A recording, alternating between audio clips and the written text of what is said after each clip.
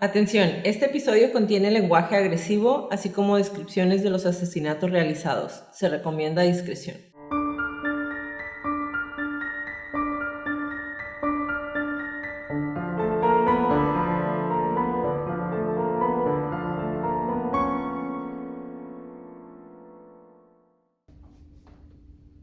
Hola a todos, bienvenidos a Crónicas de Crimen. Yo soy su host Jacqueline López y me acompaña como de costumbre Leti Mosquera. Hi Leti. Hi Jackie. Queremos invitarlos a nuestras redes sociales Facebook, Instagram y YouTube como @Crónicas de Crimen para que nos den follow. Ahí subimos toda la información y fotos de nuestras crónicas y a que nos compartan con sus conocidos. Es la única manera de que más gente pueda escuchar nuestras crónicas. Comenzamos.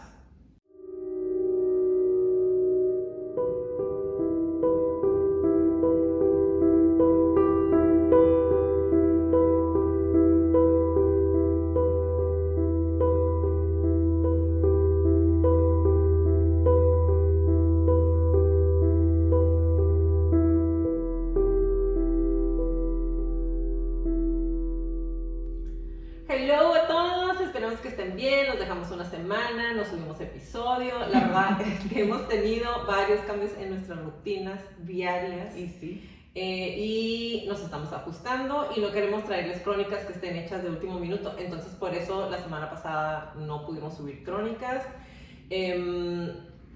pero espero que ya hayan escuchado todas las demás que tenemos, entonces... Y vienen los siguientes 3 episodios para cerrar la temporada, o sea, otros 2, la disección y a darle con todo el mes de octubre, porque ya saben que siempre les preparamos. Va a estar muy emocionante. Va a estar cool. Octubre. Ya quiero ser octubre. Exactamente.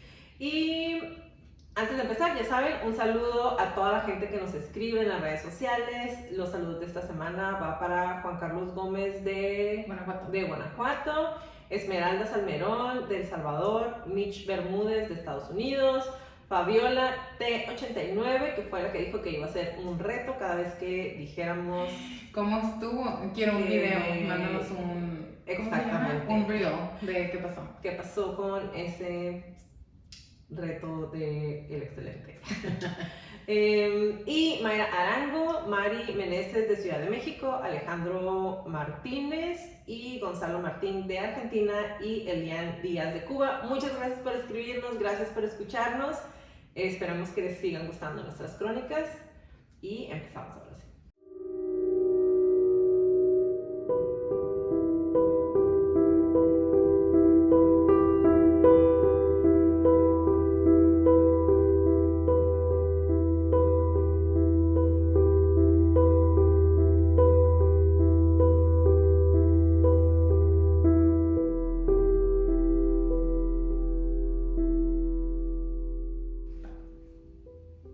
¿Qué lleva a una persona a matar a alguien? A lo largo de esta temporada les hemos traído a padres capaces de borrar a una familia completa, madres a asesinar a sus hijos, a asesinos en serie, asesinatos por pasión. Pero ¿qué lleva a un hijo o una hija a asesinar a las personas que le dieron la vida? Si le preguntamos a Kemper, les diría que la presión y el bullying a la que lo sometió su madre durante toda su vida fue el principal factor para sus asesinatos. ¿Qué tanta presión hace que una persona alcance el punto de ebullición o de quiebre? Como padres, ¿qué tanto le puedes exigir a un hijo? ¿Qué tanto es justificable? ¿Es justificable del todo? El 8 de noviembre del 2010, Jennifer Pan quitó el seguro de la puerta de su casa y subió a su cuarto. Minutos después, 3 individuos armados ingresaron por la puerta, asesinaron a su madre e intentaron asesinar a su padre disparándole 2 veces. El día de hoy les voy a narrar la crónica de los asesinatos a sueldo, perpetrados por órdenes de Jennifer Pan, hijos que matan.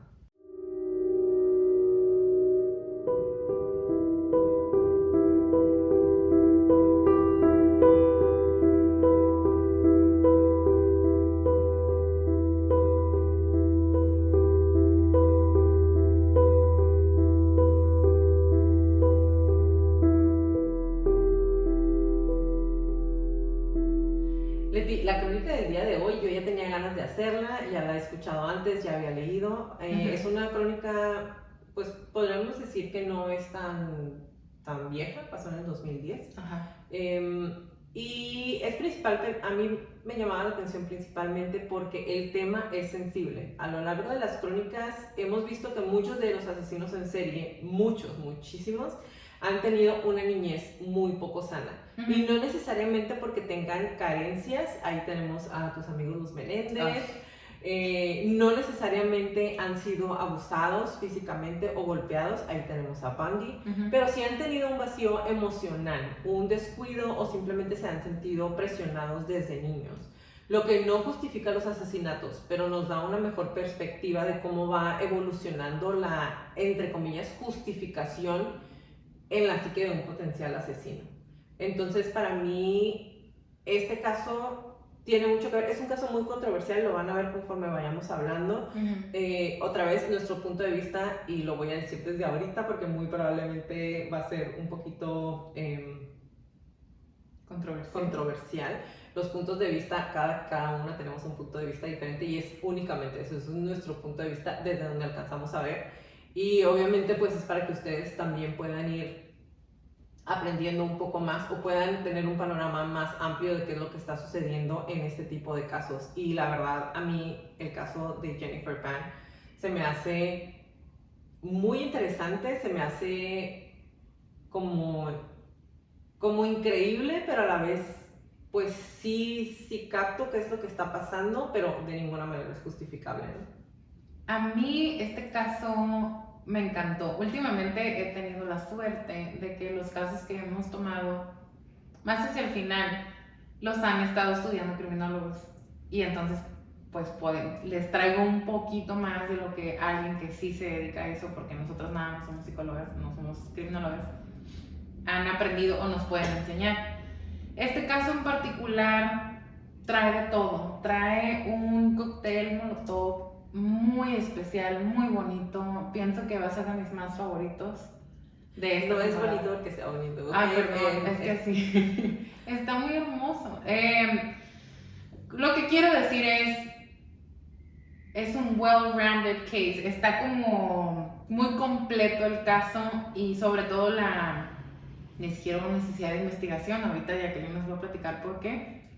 Pero está tan bien hecho, es como un crimen muy perfecto porque tenemos los hechos, el motivo, las consecuencias, la condena, todo está perfecto. Es que no les puedo decir por qué sin arruinar todo, entonces ahorita, Jacqueline, cuéntanos. Vámonos. En noviembre del 2010, un asesinato planeado disfrazado para parecer un robo que salió mal. Pan hizo el papel de testigo indefensa cuando 3 asesinos a sueldo, David Mylvaganam, Linford Crawford y supuestamente Eric Carty mataron a tiros a su madre e hirieron gravemente a su papá, dejándolo en estado de coma. Pan llamó al 911 angustiada para reforzar la ilusión.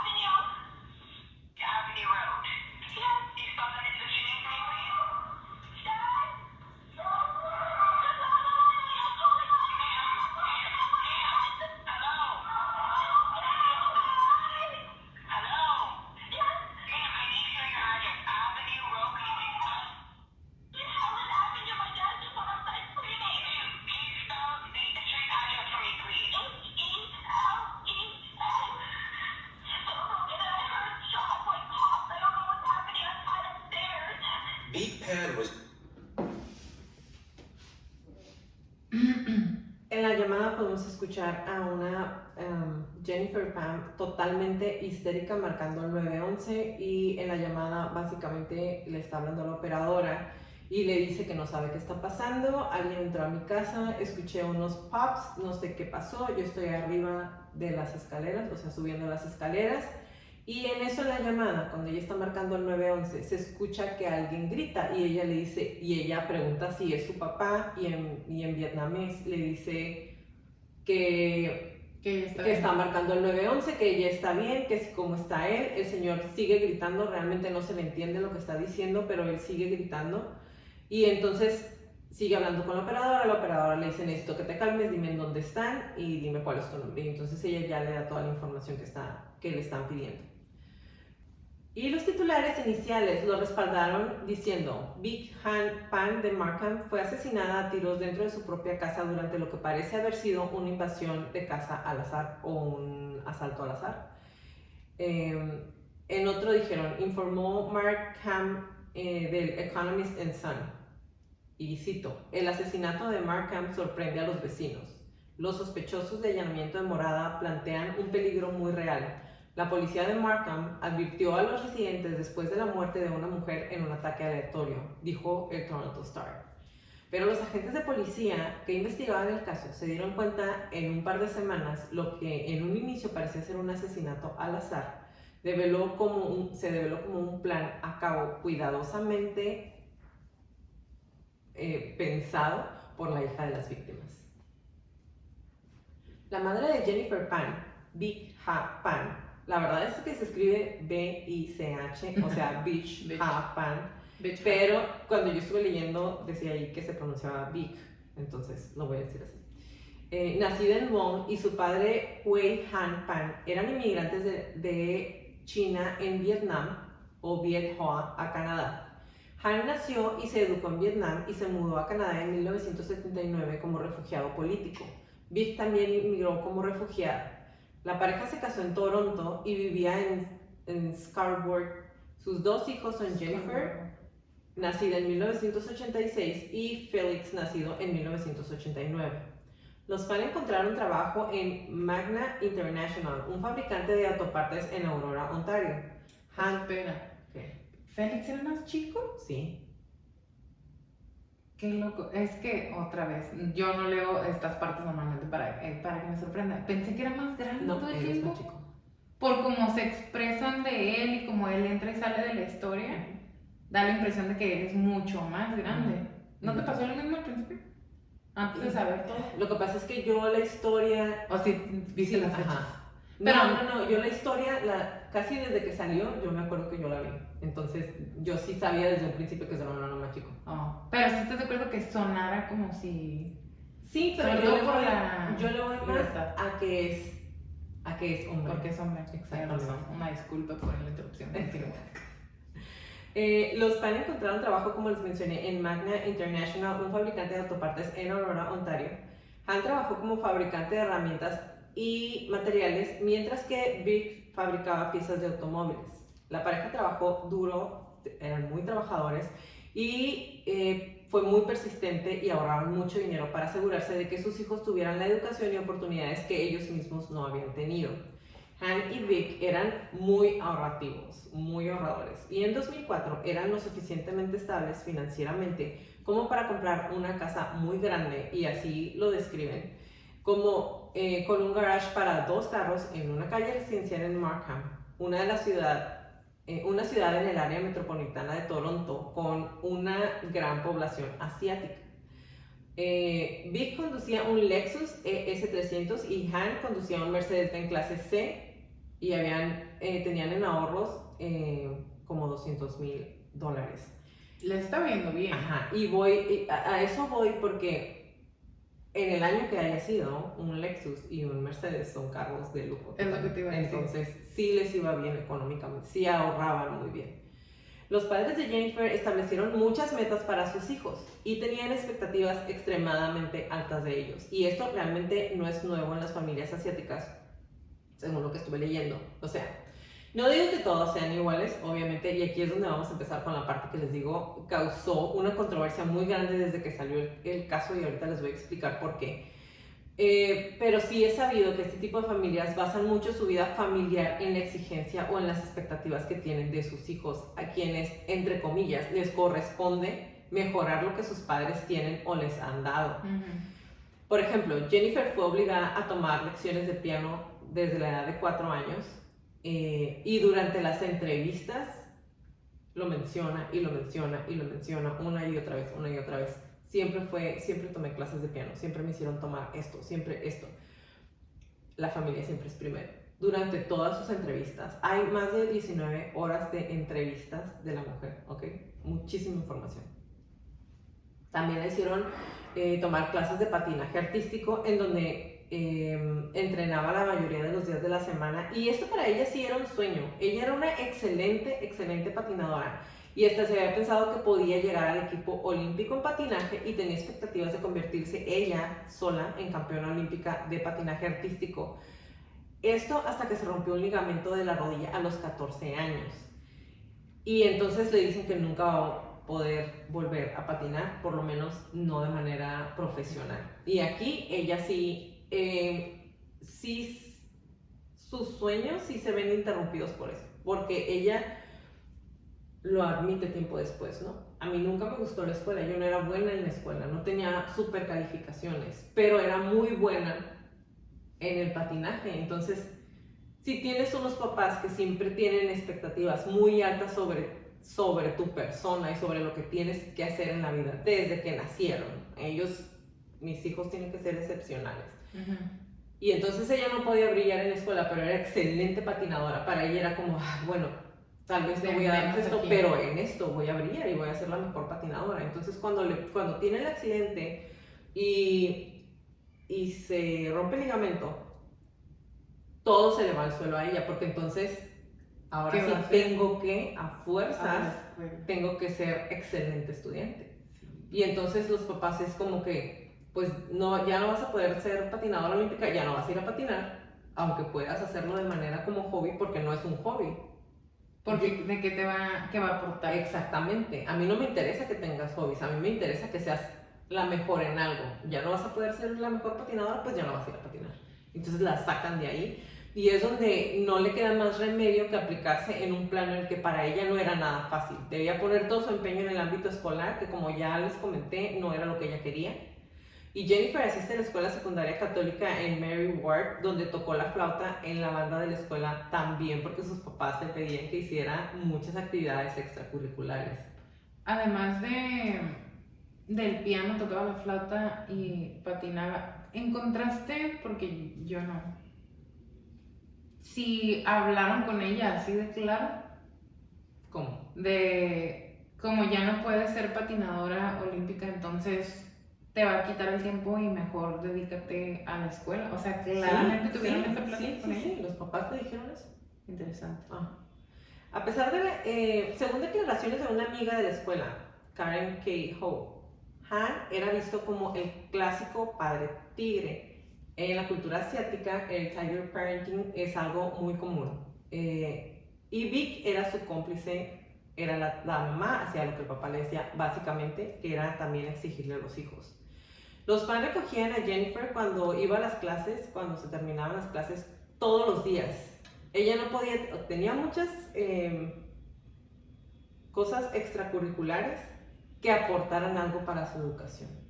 O sea, ella no podía jugar básquetbol porque no iba a ser basquetbolista profesional, entonces eso no porque te quita el tiempo. No podía hacer otra cosa que no fuera ir a la escuela, actividades extracurriculares, y sus papás iban por ella todos los días. Todos los días. Monitoreaban todas sus actividades extracurriculares muy de cerca. Nunca le permitieron salir con chicos mientras asistía a la escuela secundaria o asistir a bailes de la escuela secundaria por temor a que estas actividades la distrajeran de sus compromisos académicos. A Jennifer no se le permitió asistir a ninguna fiesta durante el tiempo que sus padres creían que asistía a la universidad. O sea, tenía 22 años y la mujer nunca había ido a ninguna fiesta. Nunca había podido salir con nadie, nunca había tenido una relación, entre comillas, porque ahorita les voy a platicar. ¿Tenía amigos o así? Tenía a esta amiga, que era también de la comunidad asiática, pero no tenía amigas con las que, Emma, voy a salir con mi amiga. No podían. Eran de su casa y sus papás monitoreaban todo lo que hacía y iban por ella a todas partes, siempre. ¿Qué digo? ¿Estás describiendo de alguna manera papás que tú y yo hemos conocido? O sea, papás de nuestras amigas, primas o vecinas, lo que sea. O sea, gente, no, hasta aquí suena como estricto, nada más, te podría decir. pero al mismo sí, tiempo... o sea, sí entiendo esa parte de que, tengo papás muy estrictos, pero vas a fiestas de tus primos, de tus Ajá. amigas, o sea, a lo mejor no pero te dejan irte estaban solos, ¿no? de party en la noche, a lo mejor no puedes salir, por ejemplo, ella que hasta sus 22 años jamás había ido a un club porque los papás no la dejaban salir, Eso, nunca había ido a un eso antro. está...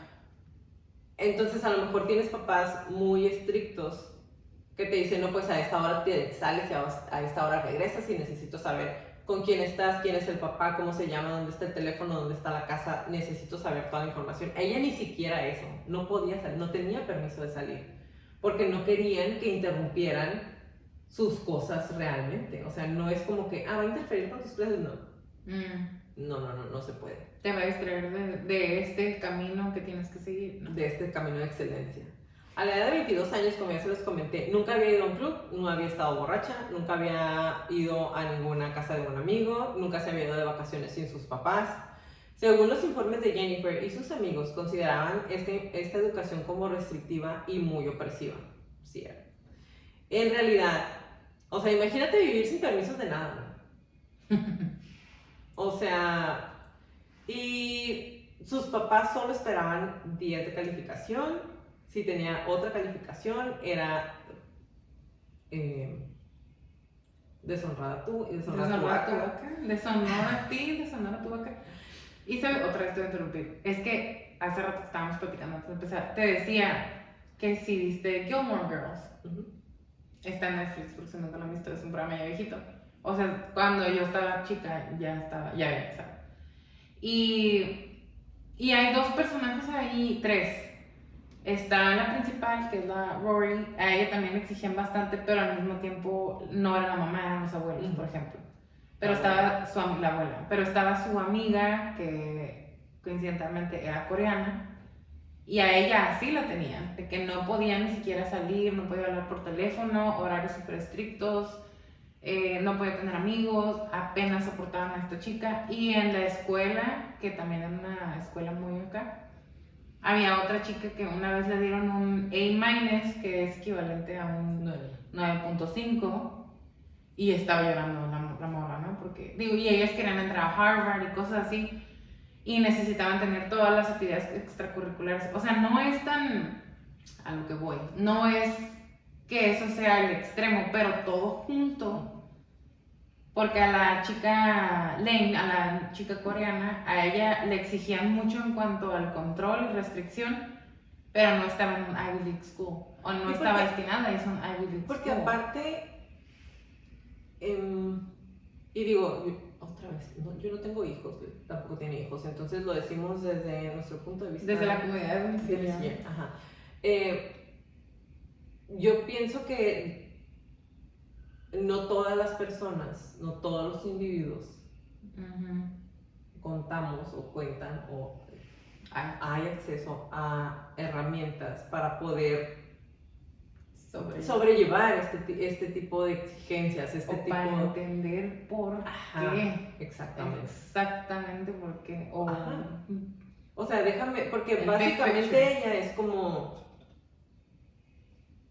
nunca tuvo una adolescencia como tal. Ni adulto joven.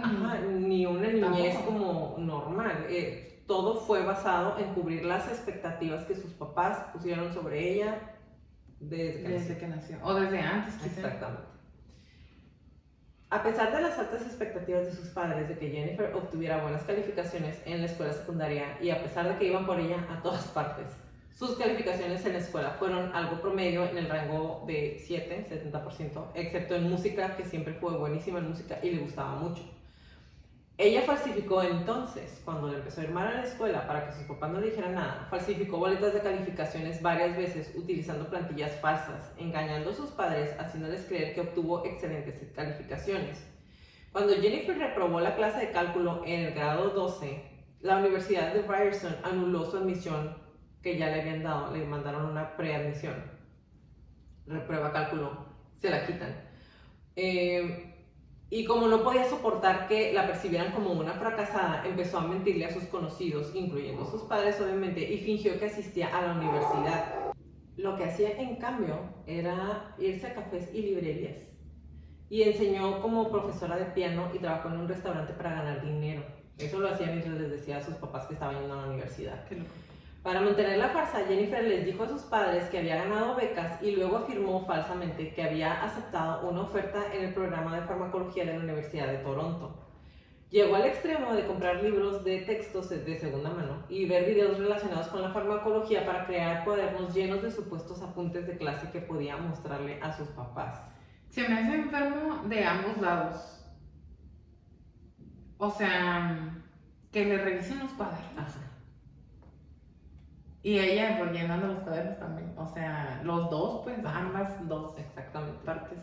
Jennifer pidió permiso a sus padres para permanecer cerca del campus con un amigo durante la semana. En realidad se estaba quedando con su entonces novio Daniel Chi Kwong Wong, a quien había conocido en la escuela secundaria. Era de ascendencia mixta china y filipina y residía en Ajax y trabajaba en un restaurante que se llamaba Boston Pizza. Wong, una vez estudiante en Mary Ward, se transfirió a la Academia Cardenal Harvard en New York, Toronto, debido a las bajas calificaciones y luego estudió en la Universidad de York. Era un comerciante activo de marihuana, que en ese entonces era algo muy ilegal. Y pues imagínense lo que hubieran pensado los papás si se hubieran dado cuenta que su hija estaba con él. Justo te iba a decir, ciudadano ejemplar para los papás. Exactamente. No, yo creo que la carne cachetadas. Bueno, ahí vamos. Mientras fingía completar su título en la Universidad de Toronto, Pan les dijo a sus papás que había comenzado a trabajar como voluntaria en el hospital para niños enfermos. Han y Vic pronto empezaron a sospechar cuando se dieron cuenta de que no tenía ni placa de identificación, o sea, no tenía un name tag, no tenía uniforme de trabajo, no tenía una credencial de acceso, no tenía nada. Y entonces, en una ocasión, Vic sigue a su hija al trabajo y descubre el engaño.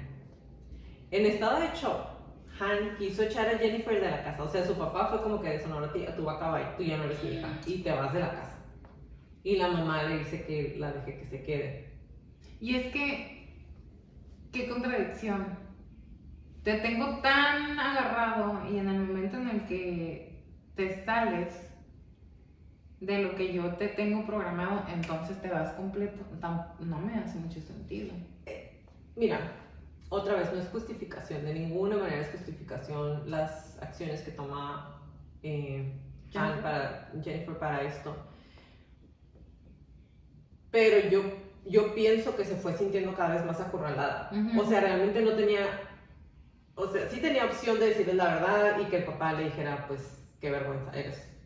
Qué vergüenza, deshonrada, ¿no? O sea, la familia, nos estás haciendo quedar en vergüenza. No sé qué le hubiera dicho, pero en cuanto él se da cuenta que no estaba yendo a la universidad, para él fue como, ya no eres mi hija. Y la mamá es la que aboga por ella y le dice, ok, hay que darle una oportunidad de que pueda enderezar su camino.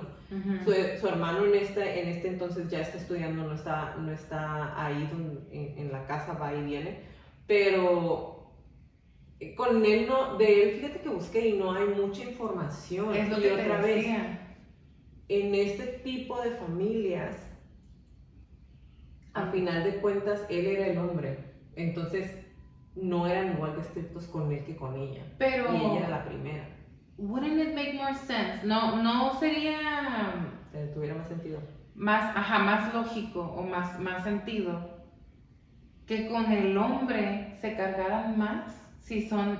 Porque el tiger parenting o los papás tigre o el esa madre no se basa en hombres y mujeres, tienes que sacar adelante a la familia, tienes que traer más de lo que yo te estoy dando, tienes que mejorar la raza, que es lo que se dice más acá en México, tienes que mejorar la raza de la familia, sacarnos del hoyo.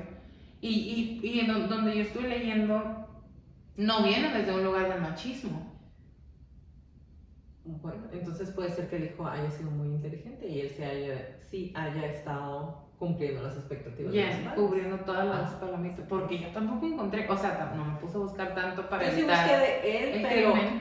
pero digo, al final les voy a decir porque también no hay mucha información de él, les voy a dar el porqué al final, entonces ya no les voy a spoilear más. Pero bueno, le dicen que el papá la va a correr de la casa, la mamá le dice que le dé otra oportunidad, como no había terminado la escuela secundaria, que realmente es la preparatoria, pero en el otro lado es ¿Qué es high school completo? ajá. ¿Qué es secundaria? ¿Qué es Perdón, secundaria? están en Canadá.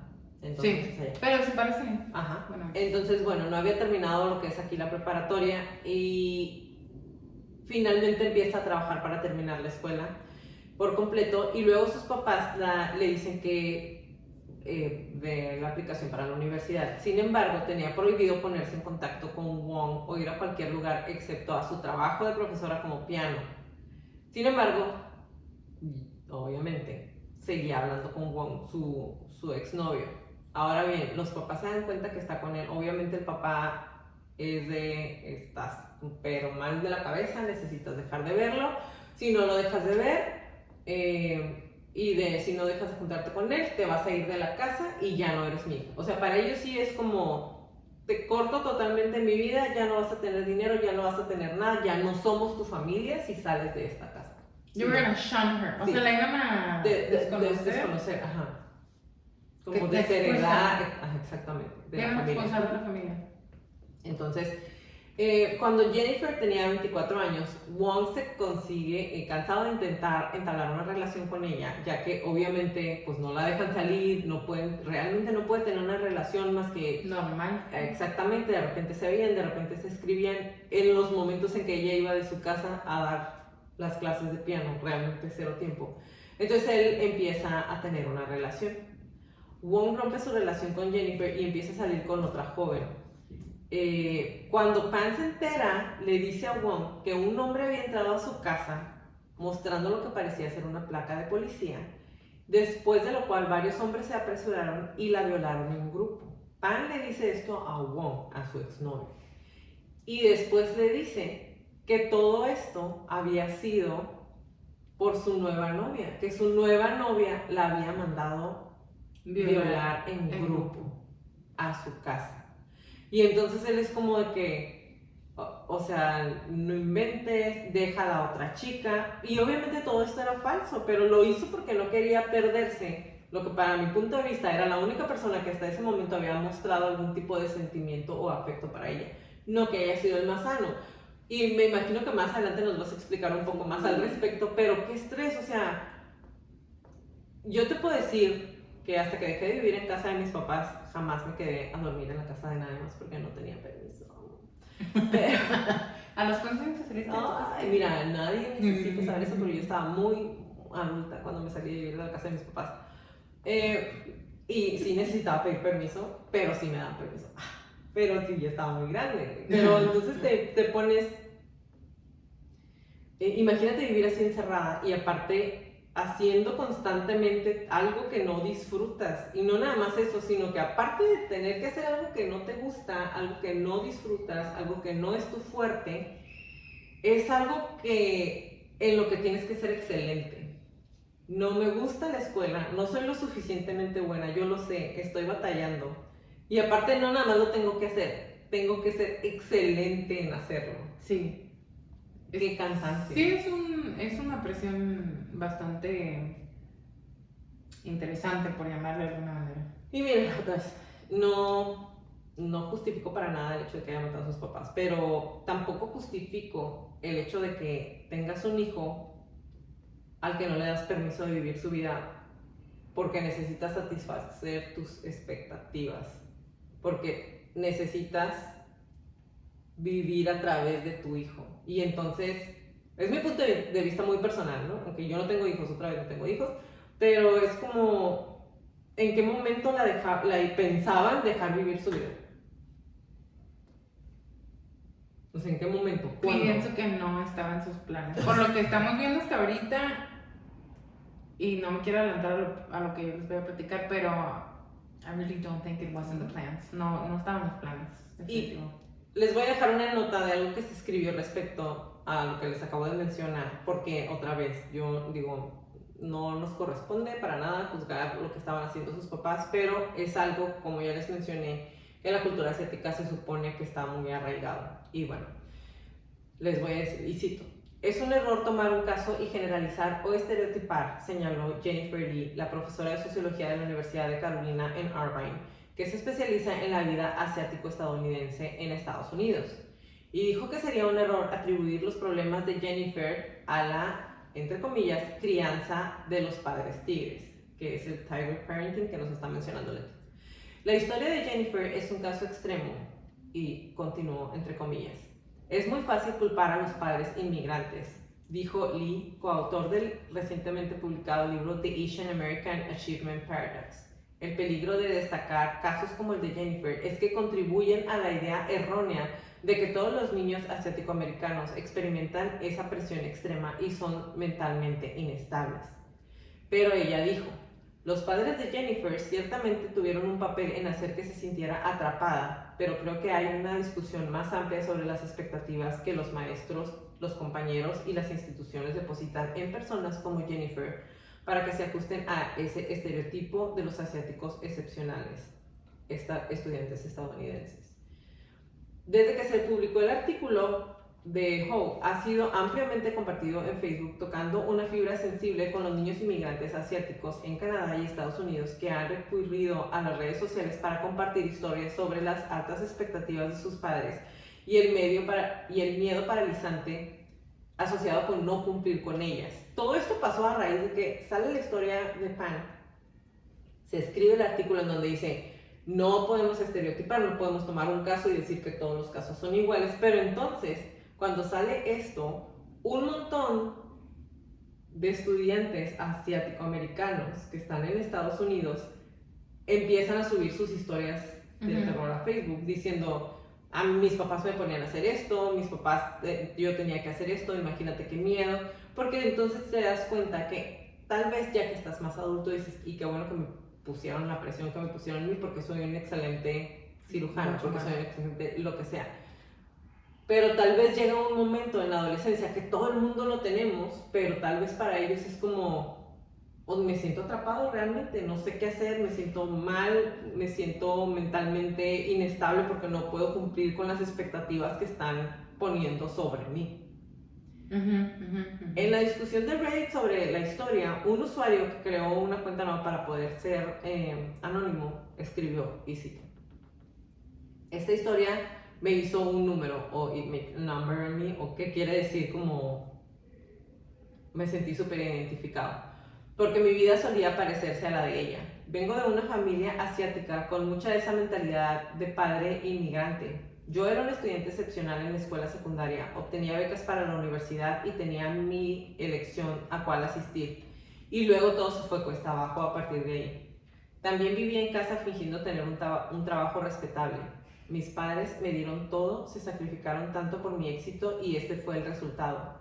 Pero a diferencia de Jennifer, agrega, acepté esas condiciones. Le pegué el micrófono. También vivía, tienes que volver a empezar ahí, perdón. También vivía en casa fingiendo tener un trabajo respetable. Mis padres me dieron todo, se sacrificaron tanto por mi éxito y este fue el resultado. Pero a diferencia de Jennifer, agregó, acepté esas condiciones de mis padres para arreglar mi vida. No siento ninguna simpatía por Jennifer Pan porque siento que estaba en su lugar. Después de que sus padres se enteraron, su papá reaccionó de manera similar al mío, al igual que su mamá. Pero aproveché la oportunidad para recuperar mi vida y ella usó la suya para arruinar la vida de ella.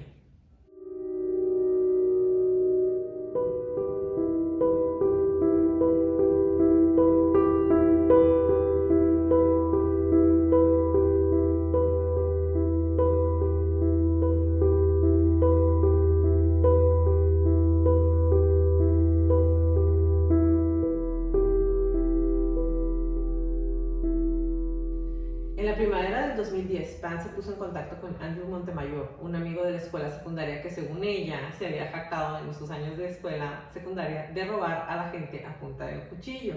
Una afirmación negada por Montemayor después dijo, yo nunca dije que asaltaba. Pan afirma que le dio $1,500 para matar a su padre en el estacionamiento de un lugar de trabajo. Duncan alegó que una vez le dio $200 por una salida nocturna, pero que él se los devolvió y que la rechazó cuando ella le pidió que matara a sus papás. Pan y Wong volvieron a estar en contacto en ese momento y según la policía idearon un plan para contratar a un asesino a sueldo profesional por $10,000 para matar a sus padres. calculando que luego ella se quedaría con $500,000 de herencia por, supongo yo, los seguros de vida. Planearon mudarse juntos. Wong conectó a Pan con un hombre llamado Lanford Roy Crawford, nacido en Jamaica, a quien llamó Homeboy, y le dio una tarjeta y una SIM y un teléfono para que pudiera comunicarse con Crawford sin usar su teléfono. Crawford se puso en contacto con otro hombre llamado Eric Sean, al que decían Sniper. Carty, quien a su vez se puso en contacto con David Milavagan, nacido en Montreal. Crawford vivía en Brampton y Milvaganam vivía en Toronto, mientras que Carty, que anteriormente vivía en Toronto, en ese momento no tenía una residencia fija, o sea, no tenía casa. La corona, que en Canadá es la parte acusatoria, declaró que Milvaganam era uno de los asesinos. Más tarde, Carty fue declarado responsable de un asesinato no relacionado y el periodista Grimaldi, que había estado siguiendo el caso, declaró que Carty era un delincuente violento reincidente. O sea que no eran gente random, o sea, sí eran de alguna manera criminales. Ajá. Pero se me hace interesante de dónde sacó el contacto el David. El contacto se lo dio su novio, el que vendía Por eso droga. el David. El que vendía droga. El asesinato tuvo lugar en la casa Pan en el vecindario de Unionville, Markham, en Ontario, el 8 de noviembre del 2010. Según la fiscalía, Pan abrió la puerta principal de la casa familiar cuando se fue a su cuarto antes de dormir y luego habló por teléfono con Milavaganam. Después, o sea, le he cambiado el nombre a este hombre 1000 veces. Milvaganam y otras 2 personas entraron a la casa por la puerta principal sin llave, todos con armas de fuego. En el testimonio ante el tribunal, la corona, o la parte acusatoria, no estableció la identidad de los otros 2 asesinos. Wong y Crawford estaban trabajando el día del asesinato, se supone. Carty declaró que él era el conductor de los que se habían metido a la casa, pero jamás dijo cuál era el nombre de las 2 personas. Entonces mucho tiempo era como, pero si fueron ellos los asesinos o no fueron ellos, porque tenían su coartada, porque habían checado en el trabajo, se supone que estaban trabajando. Okay. Después de exigir todo el dinero de la casa y saquear el dormitorio principal, los 3 hombres llevaron a Vic y Han al sótano, donde les dispararon varias veces. Vic murió, pero Han sobrevivió a sus heridas. A Vic le dieron 3 disparos y a Han le dispararon una vez en el hombro y una vez en la cabeza y sobrevivió. Pan afirmó que la ataron, pero que logró liberar sus manos y marcar al 911. Han Pan fue tratado en el hospital Markham Southville antes de ser trasladado a una unidad de trauma en el hospital de Sunnybrook en Toronto en el avión. Aquí va. A él le disparan una vez en el hombro y otra vez en la cabeza. Como le disparan en la cabeza, le atraviesa el cerebro, creyeron que se iba a morir. Obvio. El señor sale corriendo en la llamada del 911 que les puse ahorita. Él se escucha que está gritando. No se escucha bien, no es legible lo que se escucha, pero él está gritando. Ella creyó que su papá se iba a morir también. Al papá le inducen el coma. Y cuando despierta, aunque la bala le atravesó el cerebro, se acuerda perfectamente de todo lo que pasó. De todo se acuerda. Entonces es como... ahí es donde todo se le va. Simplemente ni le tocaba a él, ni le tocaba a la Pan tampoco. Exactamente. Como ya les mencioné, aunque no lo crean, existen horas y horas y horas y más horas de las interrogaciones y declaraciones de Pan desde el primer momento en que llega a la estación de policía después de haber estado en el hospital para ver si estaba bien, que no le hubiera pasado nada. Y los videos inician cuando ella ni siquiera era considerada sospechosa. Y podemos ir viendo cómo de manera muy gradual, pero sin pausa, los detectives se van dando cuenta de que en sus manos tienen al asesino intelectual de su madre e intento de homicidio de su padre. Obviamente les voy a dejar los links para que vean los videos. Son muchos, la mayoría están en inglés, pero en YouTube, si te vas al closed caption o donde están las 12 en el cuadrito, ahí te da la opción de poner subtítulos en español. La mayoría de ellos tienen subtítulos en español, se los pueden poner, pero es manual. Y bueno, está muy... Es perfecta, es la mejor interrogación que he visto en mi vida. Sí. Me quito el sombrero 7 veces para el interrogante número 1 El interrogante número 2 llegó con la estocada final, pero el interrogante número 1, wow. Y sabes que él, al principio, él lo dice, ¿no? Yo ni siquiera, o sea, yo no le estaba interrogando como sospechosa, yo quería saber qué era lo que estaba pasando. Pero los cues, esos pequeñas cositas que nada más una persona que se dedica a eso puede realmente ver. Los delatantes. Todos. Y en el video que les voy a poner. ¿Cuál es el de Jennifer's Option? Sí. Ahí les van marcando exactamente en dónde es donde él se fue dando cuenta de que ella, esto no me hace match, esto no me está diciendo. Dime que me vas a contar todo. Dímelo. Les voy a hacer un resumen de de las 3 veces que ella declara. Y cómo se va dando cuenta, de verdad en el video se va dando cuenta, ella dice algo y ella sabes como, la regué. La siento como, ella hace cuenta que se empieza a meter a arenas movedizas lentamente y para la segunda vuelta se empieza a mover más y de pronto es como, fuck. Ajá, ya no me puedo salir. Y obviamente pues el detective es el que la va empujando así como. Y fíjate que sí, porque, bueno, es que no, dale. Como les comenté ahorita, ella da su historia, ¿no? Ella dice, en la primera parte de la interrogación, ella dice, yo estaba en el cuarto, empecé a escuchar, de repente empecé a escuchar que mi mamá gritó, le estaba gritando a mi papá, ¿qué le gritó? Y ya ella dice, pues le gritaron esto, ¿no? Y luego dice que la amarraron, pero escondí el teléfono en la bolsa del pantalón, luego me dejaron en las escaleras y entonces el policía se empieza a dar cuenta que está echando mentiras. Y aquí va la primera declaración de Jennifer. Según Jennifer, ella estaba en su habitación de arriba con la televisión encendida y hablando por teléfono cuando escuchó pasos, pero estaba segura de que esos no eran los pasos de su papá. Y ella dice, escuché las escaleras, pero las pisadas eran tan fuertes que yo supe que no eran mis papás. Cuando abrió la puerta se encontró de frente a un rostro desconocido, amenazándola con un arma. Le ató las manos a la espalda y la condujo escaleras abajo hasta donde estaban sus papás y los otros 2 intrusos. Recordó detalles como que su madre trató de ponerse de pie con resistencia a pesar de que le advirtieron que no lo hiciera y que todas las luces estaban apagadas. Jennifer se vio obligada a guiar a los intrusos para obtener la billetera de su padre que no pudo encontrar, pero el intruso logró encontrar $1,100 en la mesa de noche. Jennifer se quedó arriba con las manos atadas a la barandilla de las escaleras. Cuando los intrusos se fueron, ella tomó su teléfono plegable en su bolsillo trasero con sus manos restringidas y marcó al 911. Entonces, esa es su primera declaración en donde ella dice, y aquí, la primera vez que ella está ahí en el video lo van a ver. Si no ven el video, se los platico. Abre la puerta y ella se sobresalta. Ajá, sí. Ajá. Todo esto lo está fingiendo. Todo esto ella ya había estudiado cómo hacer para parecer víctima de un robo. Y ella dice que marca el 911 porque saca el teléfono, bla, bla, bla. Y entonces ok, tenías tus manos amarradas atrás. Sí, y cuando le dicen tenían las manos amarradas, ella ya sabe que la pregunta que sigue es ¿cómo marcaste el 911? Si tus manos están amarradas atrás. Porque ella desde un inicio dice, cuando yo escuché, me metí el teléfono en el pantalón, entonces ellos nunca se dieron cuenta que traía mi teléfono. Pero es un teléfono plegable, de esos que se cerraban. Los flippy. Ajá, entonces si tienes las manos amarradas en la barandilla de la escalera, el detective le dice, ¿me puedes enseñar cómo marcaste al 911?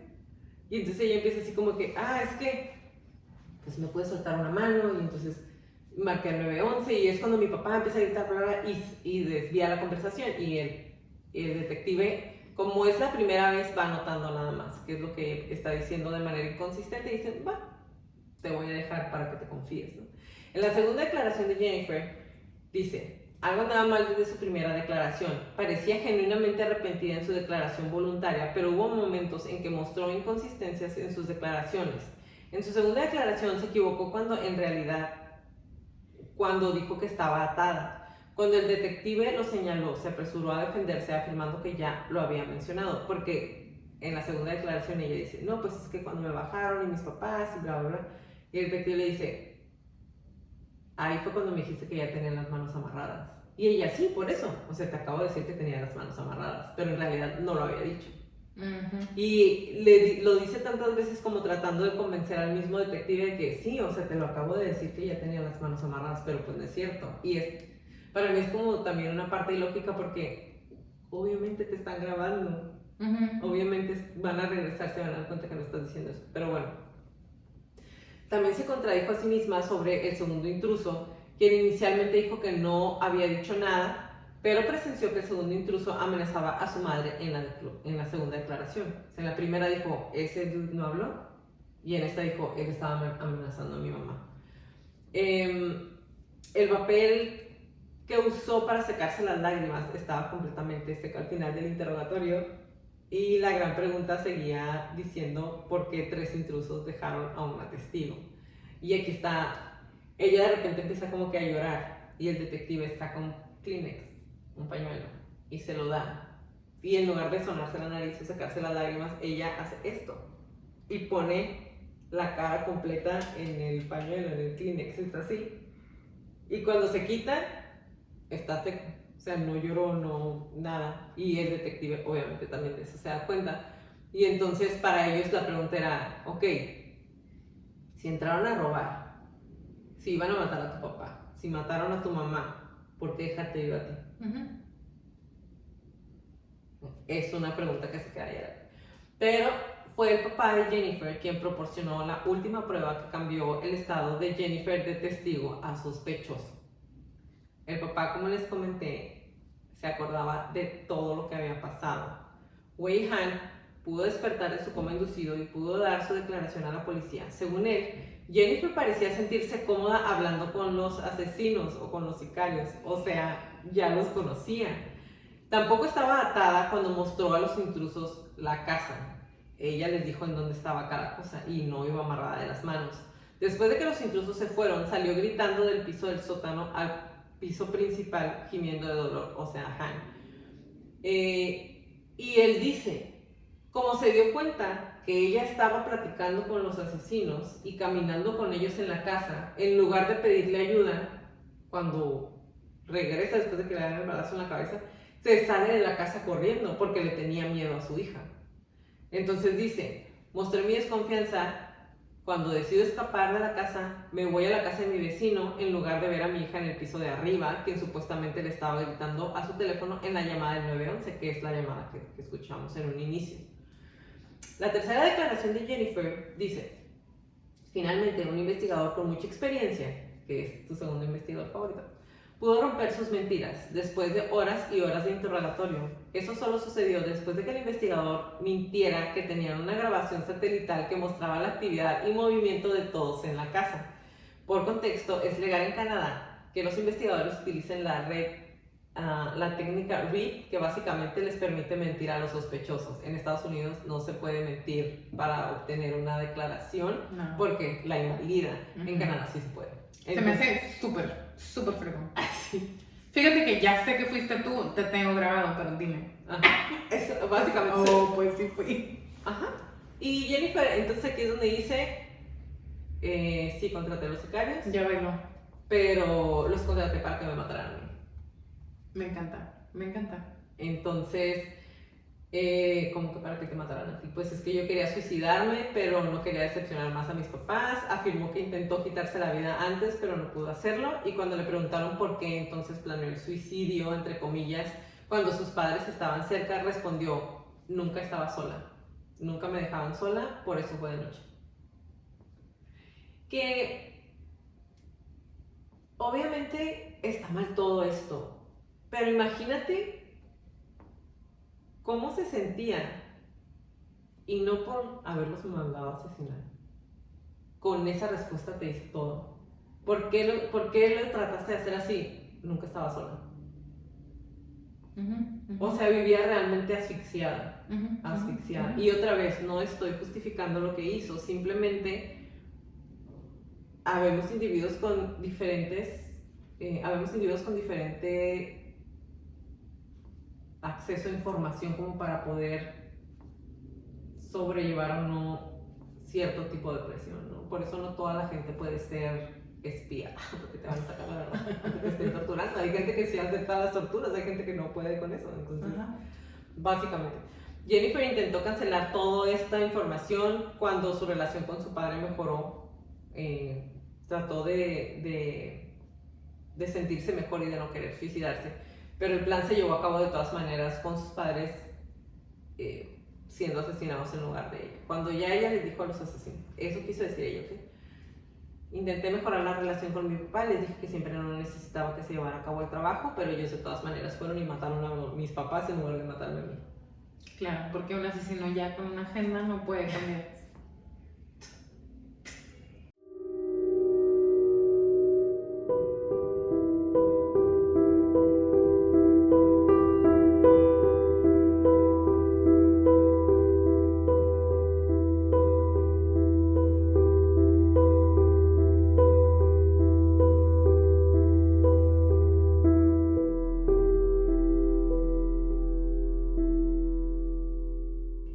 Este episodio es editado por Stuka Producciones. Si necesitas que alguien te haga trabajos de edición de audio y video, Stuka Producciones puede ayudarte. Búscanos en Facebook como Stuka Producciones. Stuka es SZTUKA Producciones.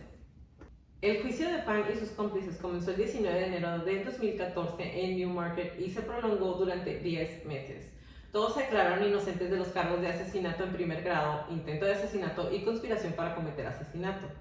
En el juicio, las pruebas de la Policía Regional de York incluyeron un seguimiento exhaustivo de los movimientos de los dispositivos móviles, y el tráfico de mensajes de texto, incluidos los más de 100 mensajes enviados entre Pan y Wong en las 6 horas antes del asesinato. La evidencia adicional se cerró en la naturaleza atípica del, entre comillas, robo. El robo, los disparos y las irregularidades del testimonio de Pan. También se detallaron la obsesión de Pan con Wong, porque pues obviamente le dijo que su nueva novia la había mandado violar en grupo. Su falta de verdadera emoción y una confesión con respecto al ataque y el reconocimiento del trauma que sufrió. Una irregularidad importante fue que Pan no fue agredida, ni vendada, ni llevada al sótano, ni baleada, dejando detrás de sí un testigo ocular en el ataque, que obviamente, si pasó tanto tiempo estudiando el lenguaje corporal que iba a dar, era más que obvio que si se habían metido a tu casa, tú eres una niña, son 3 hombres jóvenes, en la mayoría de las situaciones o hay violencia sexual, o así es fácil, pues lo hubieran matado también a ella, y ella no le pasó nada, no tenía ni un rasguño. Entonces, ni siquiera traía las marcas de que le habían amarrado la mano. Exactamente. Entonces, la evidencia de Han, que difería mucho de la versión de Pan, también socavó su credibilidad.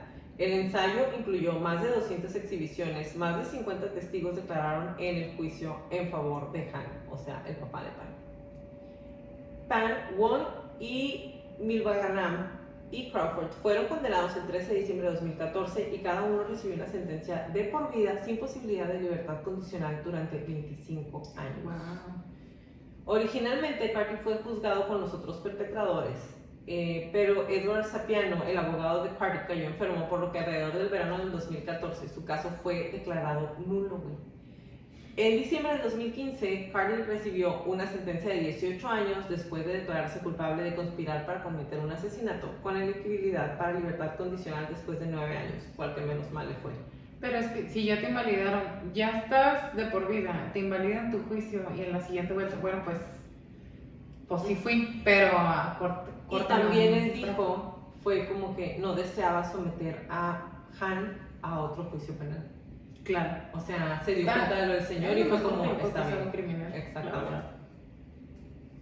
El hermano y el padre de Jennifer presentaron una orden judicial que impide que Jennifer se comunique con ellos nuevamente, al menos durante las próximas 2 décadas. Wei Han sufrió heridas de las que no pudo recuperarse por completo, ataques de ansiedad y constantes pesadillas. Ahora vive con sus familiares, le resulta insoportable vivir en la casa donde perdió a su esposa y casi pierde la vida él también. Intentó venderla, pero resultó difícil vender esa casa después de la tragedia. Y ahora viene el perfil psicológico de Jennifer. Han, platícanos todo lo que traes, porque ya sé que te diste vuelo esta semana, venía súper emocionada. Muy emocionada. Entonces, platícanos qué encontraste de Jennifer. Quiero que vean cuánta hoja. Porque yo soy análoga para algunas cosas, me encanta escribir. Vamos a empezar. Y tiene bonita letra. Sí tengo, se las vamos a enseñar. Me voy a regresar a la interrogación y voy a mover mi micrófono al aviso. Me voy a regresar a la interrogación. ¿Interrogación? Interrogatorio.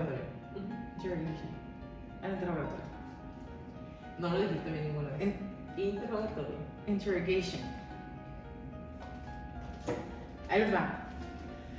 Y esto es en parte lo que pude observar, lo que pude encontrar de lo que los criminólogos estuvieron investigando y también, digo, no les voy a decir, hoy yo sola descubrí cosas. Hubo cosas que dije yo, se me hace interesante y después encontraba que el criminólogo había dicho, esta es la banderita roja número 1 y yo, ay, qué suave, ya voy aprendiendo. Muy bien. Ya estamos a nada. Ya estamos a... Sí, ya, denme mi placa.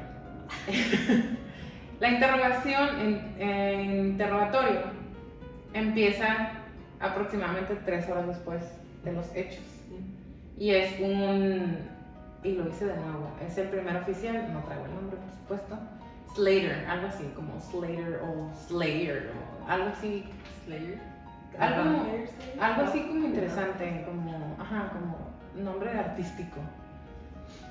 Entonces, de las primeras cosas que a mí me llamó la atención de Jennifer, y todo eso se los voy a repasar junto con Jacqueline para poder armar el perfil psicológico de esta mujer.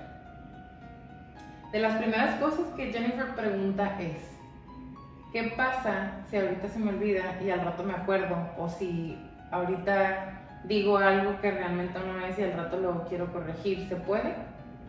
Y el oficial le dice, no te preocupes, porque ella se disculpa.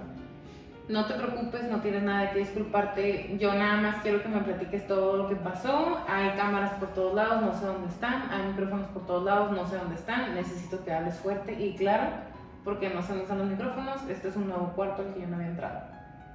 ¿Entiendes lo que te estoy diciendo? Sí. ¿Estás de acuerdo que te estoy grabando? Sí. ¿Estás de acuerdo que no hay ningún abogado aquí? Sí. ¿Estás de acuerdo que me vas a platicar absolutamente todo lo que tienes, todo lo que te acuerdas, todo lo que viste? Sí. ¿No me vayas a echar mentiras? No, no te voy a echar mentiras. Y otra vez pregunta, ¿pero qué tal si ahorita te digo una cosa y al rato te la cambio porque ya me acordé bien de exactamente cómo era? No te preocupes, tú platícame las cosas como te acuerdas. Y ahí va. Fue de las cosas que la experta Amanda Howard, que es la criminóloga que te estaba platicando, que tiene más de 30 años de experiencia y es una de las bestsellers, tiene libros que son los más vendidos y ella es de Europa. Ella lo que dice es, uno de los telltales o algo que delata a las personas que están mintiendo es la preocupación de cómo se va a percibir lo que estoy diciendo. Cuando una víctima que normalmente está en shock después de un hecho tan violento como que entran a tu casa 3 hombres armados, te amarran a un lo que sea, con lo que sea, te hagan lo que sea y matan a tus padres, estás en shock. Y ella dice, no sabemos cómo vamos a reaccionar, que es lo que tú y yo siempre decimos, no se sabe cómo va a reaccionar alguien, pero hay ciertas conductas que son normales, entre comillas, pues o esperadas. No, a una persona que fue una víctima realmente no le importa cómo lo estén escuchando. No, ni siquiera estás pensando en eso. Ajá, o lo dice, hay mucha gente que o lo dice todo, cómo fue lo que sucedió, cómo se acuerda y ya después van acomodando, o simplemente estás tan hecho que pues me acuerdo tal y tal. Lo que ella dice es, ¿tú te esperarías que sea una plática normal? A pesar de que estás en shock, a pesar de que acabas de pasar un evento traumático, lo platicas como platicas, porque sigues siendo tú. Y bueno, conforme va avanzando la declaración, Jennifer se continúa mostrando de inicio a casi fin, sin emociones. Y ella dice, otra vez, no digo que la quiero ver llorando, no digo que la quiero ver histérica, no digo que la quiero ver gritando, pero quiero ver algo. Y en ella no veo nada. Entonces, no sabemos cómo vamos a actuar, pero hay algo. Y digo, cuando yo estuve en intervención en crisis y me tocó 2 o 3 casos que me impactaron, que te los llegué a platicar y hasta yo lloraba las primeras veces que lo platiqué. Cosas fuertes. En una ocasión era una persona completamente desconectada de sus emociones, pero su cuerpo me estaba platicando todo lo que sus emociones no podían, su cuerpo. Y otra persona en completo descontrol emocional, gritando, llorando, le salían cosas así de la nariz y los ojos y sudando, y, o sea, era un descontrol total. Y son ejemplos que puso esta criminóloga. Aunque estés en shock, estás demostrando cosas, ¿no? Y ella no. Otra cosa, cuando le dicen, platícame de qué te acuerdas, Jennifer empieza el día a las 9:30 de la mañana. En la mañana me levanté y me tomé mi café y desayuné, salí de mi casa y entonces vi que había unos policías afuera y que estaban tapando la calle y yo pensé, ¿qué está pasando? Y entonces vi que había una fuga de gas y entonces mi mamá me dijo que me podía quedar en la casa.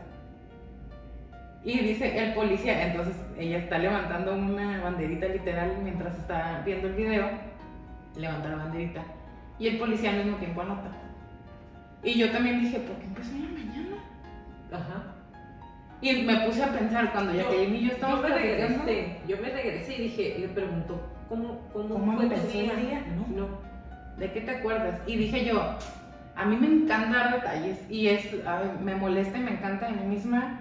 Memorizo cosas sin importancia, de verdad. Que si pasó una mosca al mismo tiempo, me lo aprendo, no sé, tengo un problema. Pero no se acuerda de los nombres. No me acuerdo de los nombres de los detectives, por ejemplo, pero sí pasó la mosca, sí. Pero si a mí me dicen qué pasó, no, era las 9:30 de la mañana, qué pasó ahorita antes de que se me olvide o porque lo traigo súper fresco. No, mi niñita se fue a las 9:30 de la mañana. No sabemos cómo vamos a reaccionar.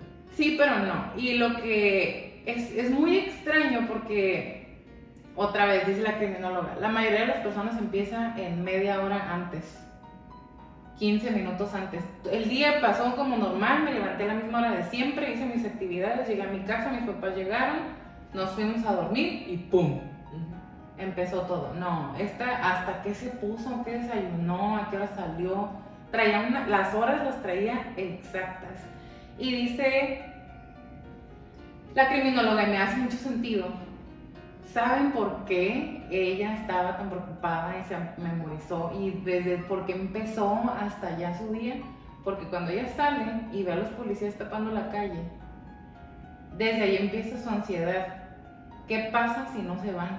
Yo tengo mi plan, van a llegar. Y si llegan y no se han ido los policías, y si nos tenemos que ir a la casa porque hay una fuga de gas en el vecindario, y si ya no vamos a estar aquí, y si mis papás se van, y si yo no me puedo ir, y si... Desde ahí, su cerebro, desde ahí empezó. Por eso lo grabó. Por eso se quedó grabado, porque ella traía ansiedad, y dice la criminóloga, she was shitting bricks desde ese momento, que es pues, cuando estás zurrado, ¿no? De preocupación. O sea, desde ese momento, y su cerebro lo registra. Y algo que te iba a decir hace rato que dices tú, ella sabe que la están grabando, sí lo dijeron, te estamos grabando. No puedes hacer nada contra el subconsciente. No hay nada que puedas hacer contra el subconsciente. Es difícil mentir sin que haya pequeños detalles que lo acabamos de decir en la crónica pasada.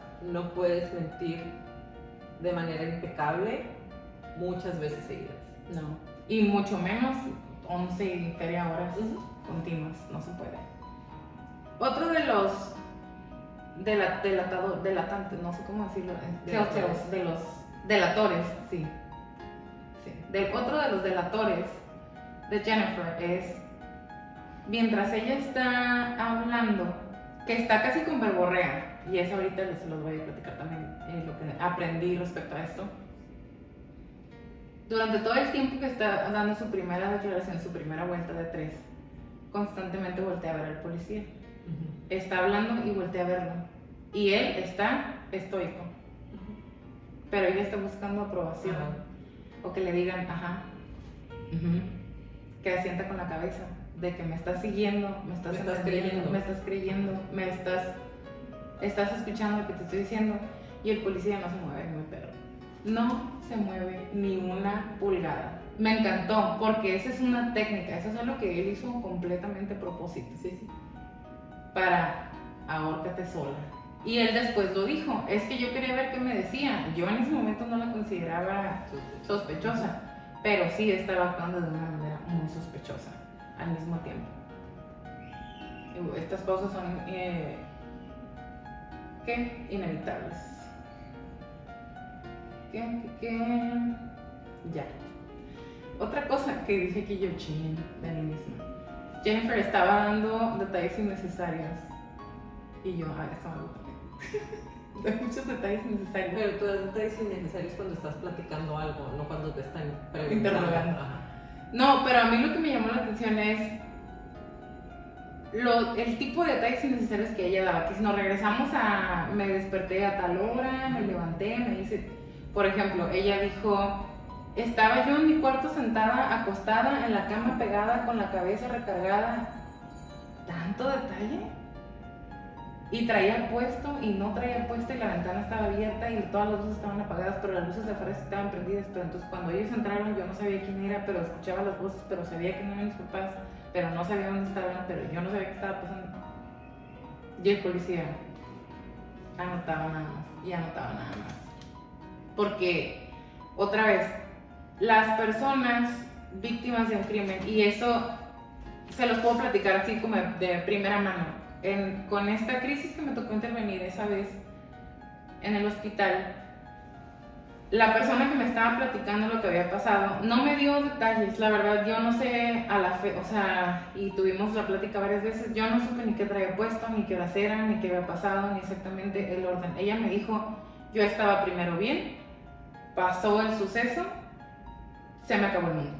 No me podía dar más detalle de eso, porque tipo te bloqueas, o como cuando en las películas de pronto Sí, el cerebro no se escucha nada y se escucha nada más un zumbido. Eso es lo que pasa en ese tipo de casos. Y ella no, o sea, otra vez traía el detalle hasta de cómo se sentía la alfombra en sus pies cuando estaba caminando.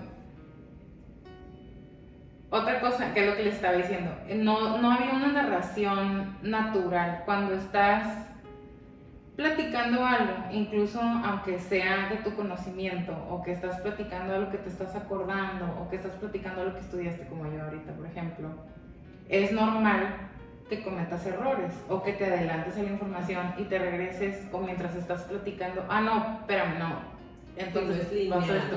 no es... Sí, y no es tan corrido, o sea, ahorita, nada más como estamos platicando Jacqueline y yo, ella hizo la crónica, yo hice mi parte, las dos ya conocíamos el caso, las dos manejamos normalmente la información con facilidad, pero nos regresamos, hacemos pausas, haces diferentes entonaciones para darle énfasis a algunas cosas, y ella estaba flat, con un, se dice tono monótono, con un tono monótono, durante toda la primera declaración que se la aventó ella sola, hablando sin intervención del policía, porque otra vez el policía oficial señor interrogación la dejó hablar todo el tiempo. Es que lo quiero decir en inglés y no puedo. Entonces, esa es otra cosa, ese es otro delator. Y su primera interrogación fue la menos mala. No, fue la menos mala, pero más creíble al inicio.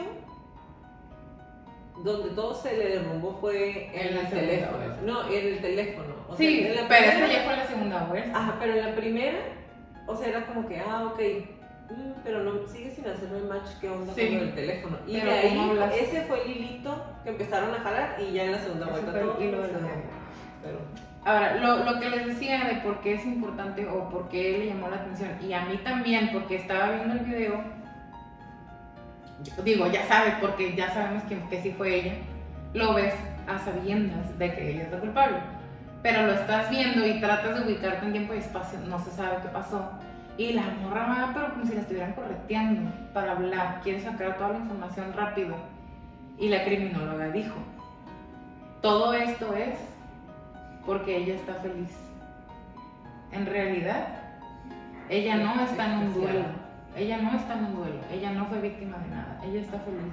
Está extasiada. Por eso no puede fingir que se siente mal, por eso no puede dejar de hablar. Está por fin en la culminación de sus planes.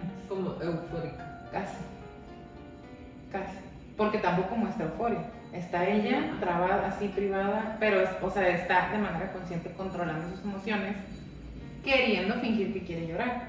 Porque en varias ocasiones, unas 3 o 4 por lo menos, se detiene, se agacha, se tapa la cara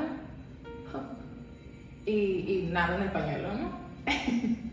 Entonces dice la criminóloga, y a mí me hizo muchísimo sentido, o sea, no importa lo que me quieras platicar, si tú estás pensando en otra cosa me voy a dar cuenta, no importa lo que me quieras convencer, si tú sientes otra cosa, o sea, si me estás contando algo que estás muy enojado, pero en realidad no te molestó, se te va a notar. Ajá. Se nota, porque los ojos, porque los gestos, porque Y digo, el cuerpo. yo, a lo mejor porque, digo, aparte nosotras entrevistamos personas todo el tiempo, ¿no? Por teléfono y en vivo, pero fíjate, sí hay mucha gente que no se da cuenta de las cosas. Exacto. Hay mucha gente que no sabe leer como las demás personas. Me pasó esta semana, alguien estaba platicando y yo me di cuenta que la persona, estábamos en un grupo, alguien estaba contando una historia y yo me di cuenta que la persona estaba a punto de llorar porque estaba platicando algo muy personal, muy emotivo. Otra de las personas en el grupo no se dio cuenta y le hacen una pregunta y el chico contesta, ¿no? Y todos así como, ay, güey, Sí. qué triste. Y yo, ¿cómo no te Desde diste antes. cuenta? Desde que empezó a hablar, a él se le notó en el cambio de voz, en el tono de voz, se le notó en la cara, se le notó en los gestos. ¿Cómo no te diste cuenta que estaba a punto de doblarse? Y le siguieron preguntando. Y cuando ya por fin dijo que era lo que estaba pasando, entonces fue de que, perdón. Ajá, pero no lo viste antes. Pero debiste leer ese cue desde antes. Exactamente. Y hay otro momento impresionantísimo para mí. O sea, lo escuché, lo escuché y fue como, ¿what? Y después vi que la criminóloga también marcó lo mismo como un delator. Jennifer está platicando, pero así entradísima, está en trance, casi platicando lo que pasó. Y dijo, los caballeros entraron a mi casa y subieron al segundo piso. Y yo, ¿los caballeros? The gentlemen. Y dice la criminóloga, primero quise pensar, darle el beneficio de la duda. Y quise pensar, esto viene por su educación, por su crianza. Pero ni madre. Ella solo dijo, no, en ningún momento. Previa, ya los conocía. No, ni siquiera. O sea, no hay en ningún momento, por más educado que seas, que le vayas a llamar gentlemen, caballeros, a las personas que entraron a tu casa y mataron a tus pues hasta en ese momento yo pensaba que sus papás, a los dos. O sea, no hay manera. Y es, como dices tú, aparte de por la relación que a lo mejor ya tenían, porque ella en su mente no los ve como invasores, no los ve como agresores, no los ve como asesinos, los ve como la gente que ella contrató. Que le quitaron a sus Que le papás quitaron el peso de encima, exactamente. Entonces, y todo esto mientras ella sigue intentando llorar, que si logras hacer como que está llorando, pero que realmente no está llorando. Y el pañuelo sigue seco. Y aparte que el pañuelo se lo dieron, ella nunca se estiró para agarrar ninguno de los pañuelos. En ningún momento, jamás. Empieza la segunda vuelta de interrogación. O sea, esto duró horas, ¿no? Solo estamos aquí platicando en minutos. Pero entonces llega el mismo policía que me encantó y le dice, entonces, a ver, son las qué hora y tú qué estabas haciendo. Y entonces ella empieza otra vez, ahora desde las 9:30 de la noche. Y él empieza a preguntar, entonces, ¿dónde estabas? Estaba en mi recámara. ¿Qué estabas haciendo? Hablando por teléfono. ¿Y qué pasó después? Y ella, bueno, es que en eso escuché que entró la gente, pero yo tenía la tele prendida y entonces le bajé la tele para poder escuchar mejor. Y cuando los escuché que estaban arriba, como yo tenía la tele tan fuerte, no le quise bajar el volumen para que ellos no se dieran cuenta que yo estaba ahí arriba. Y es como, pero estabas hablando por teléfono. No le bajaste la tele. Ajá, estabas hablando, no estabas hablando. Sí, por eso estaba hablando por teléfono, pero le bajé la tele. Y entonces me pegué a la puerta, porque en la primera vuelta dijo, me quedé pasmada y no me moví de mi cama, y en la segunda vuelta le bajó y no le bajó la tele y estaba hablando por teléfono y se pegó a la puerta para escuchar mejor. Entonces, para ahí el oficial ya está como, me está mintiendo esta muchacha. Y le preguntan, bueno, sí, varias preguntas, ¿no? Como muy directas, pero ¿y esto qué? ¿Y a qué horas fue? ¿Y dónde estabas? ¿Y cómo pasó? Y ella empieza a cambiar la versión. Pero en cuestión de minutos, no nada más de la primera vuelta después del descanso, sino en cuestión de minutos, así literal como si los acabo de platicar, de que dice una cosa y luego dice otra. Le hacen preguntas que no le habían hecho en la primera vuelta, como con quién estabas hablando por teléfono y cómo se llama, y ella...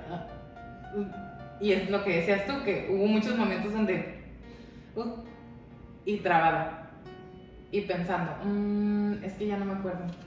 Y dice la criminóloga, todas las veces que ella dice, es que ya no me acuerdo, está diciendo la verdad. Ajá. No se acuerda que dijo la primera vez. Ajá. Porque ella no contaba con que iba a tener que decir la historia más de una vez. Para ella era un slam dunk. Era, Sí. entraron, los mataron, sobreviví, soy la víctima. Y pues quizá, pero como dijiste tú desde un principio, nunca hizo match lo que pasó con lo que ella estaba contando, con la evidencia. Fíjate que la única vez, según lo que yo estoy viendo, ¿no? Y lo pueden revisar en los videos, el detective dice, yo no la vi en un inicio, o sea, yo entré cuando estábamos revisando y que veo que se asusta, que hace como que se asusta cuando entra él en el cuarto donde le está interrogando. Para mí todo eso era normal, eso es normal en una víctima, si no se acuerda también es normal. Pero cuando me dice lo del teléfono y le pregunto, pero tenía las manos amarradas, ¿cómo lo hiciste?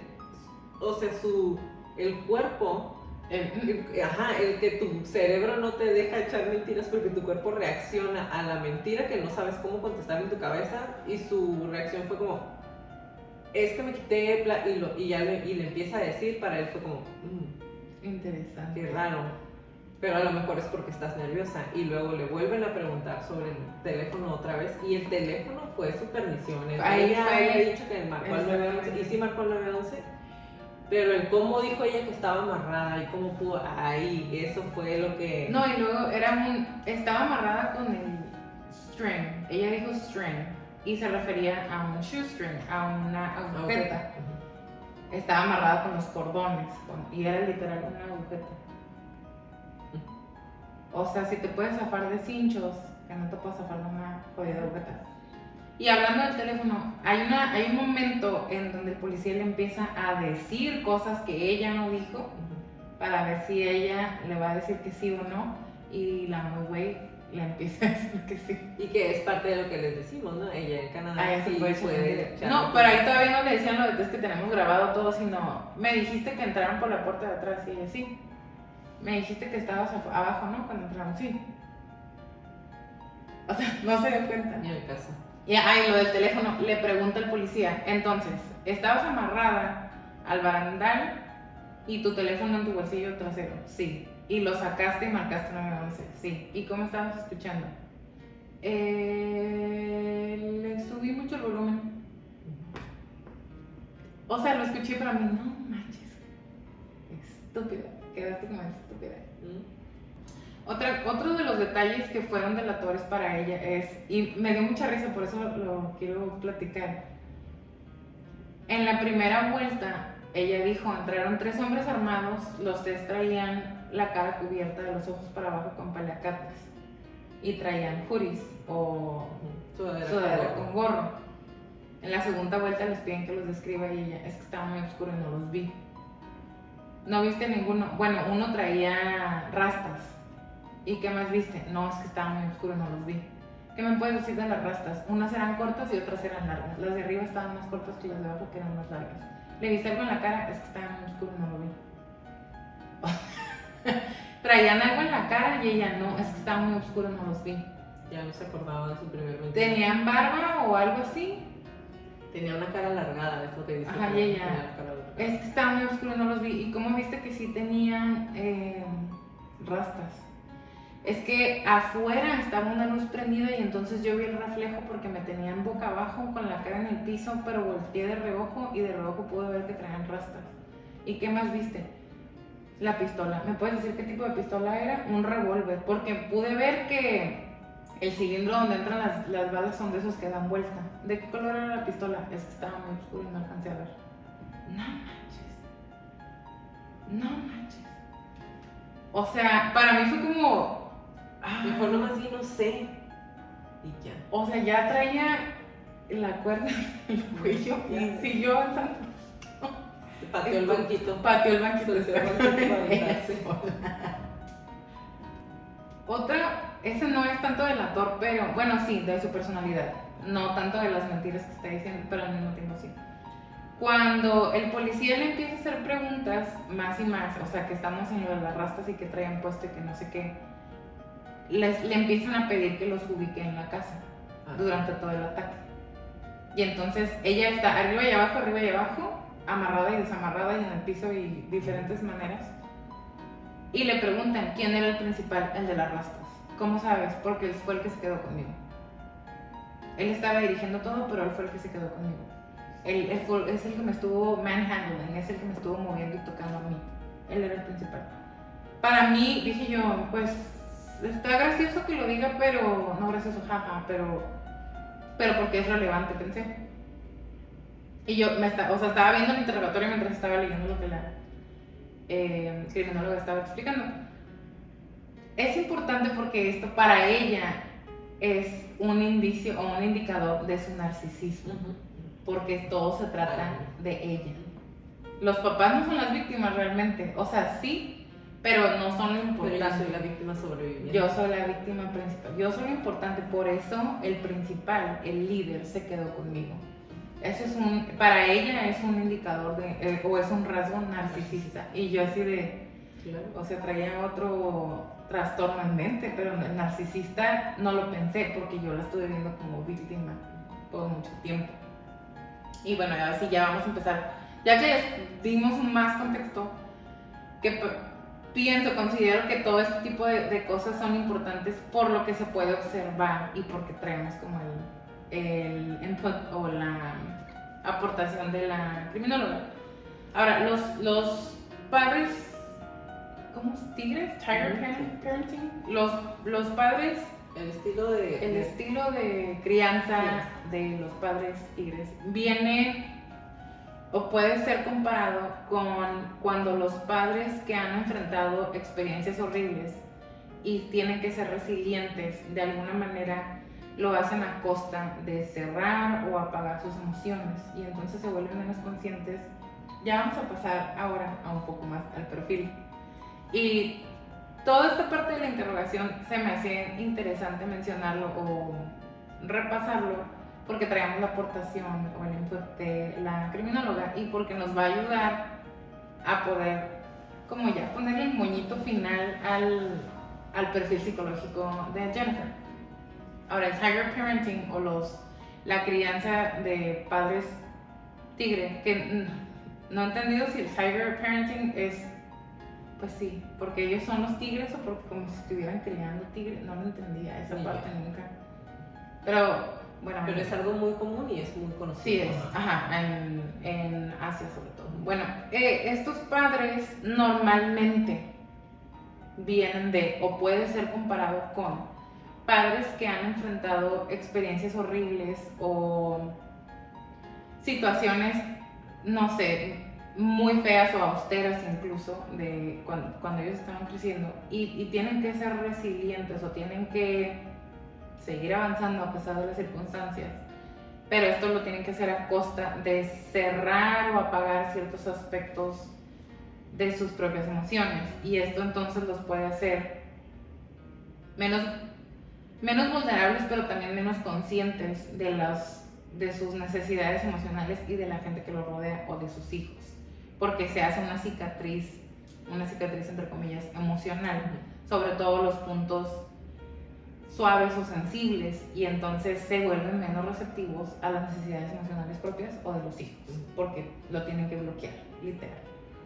Entonces los niños que crecen en este tipo de familias pueden sentir que algo falta desde su niñez temprana, que hay algo malo, que hay algo amenazante, algo amorfo, desconocido, algo que simplemente no pueden ver pero que les va a hacer daño.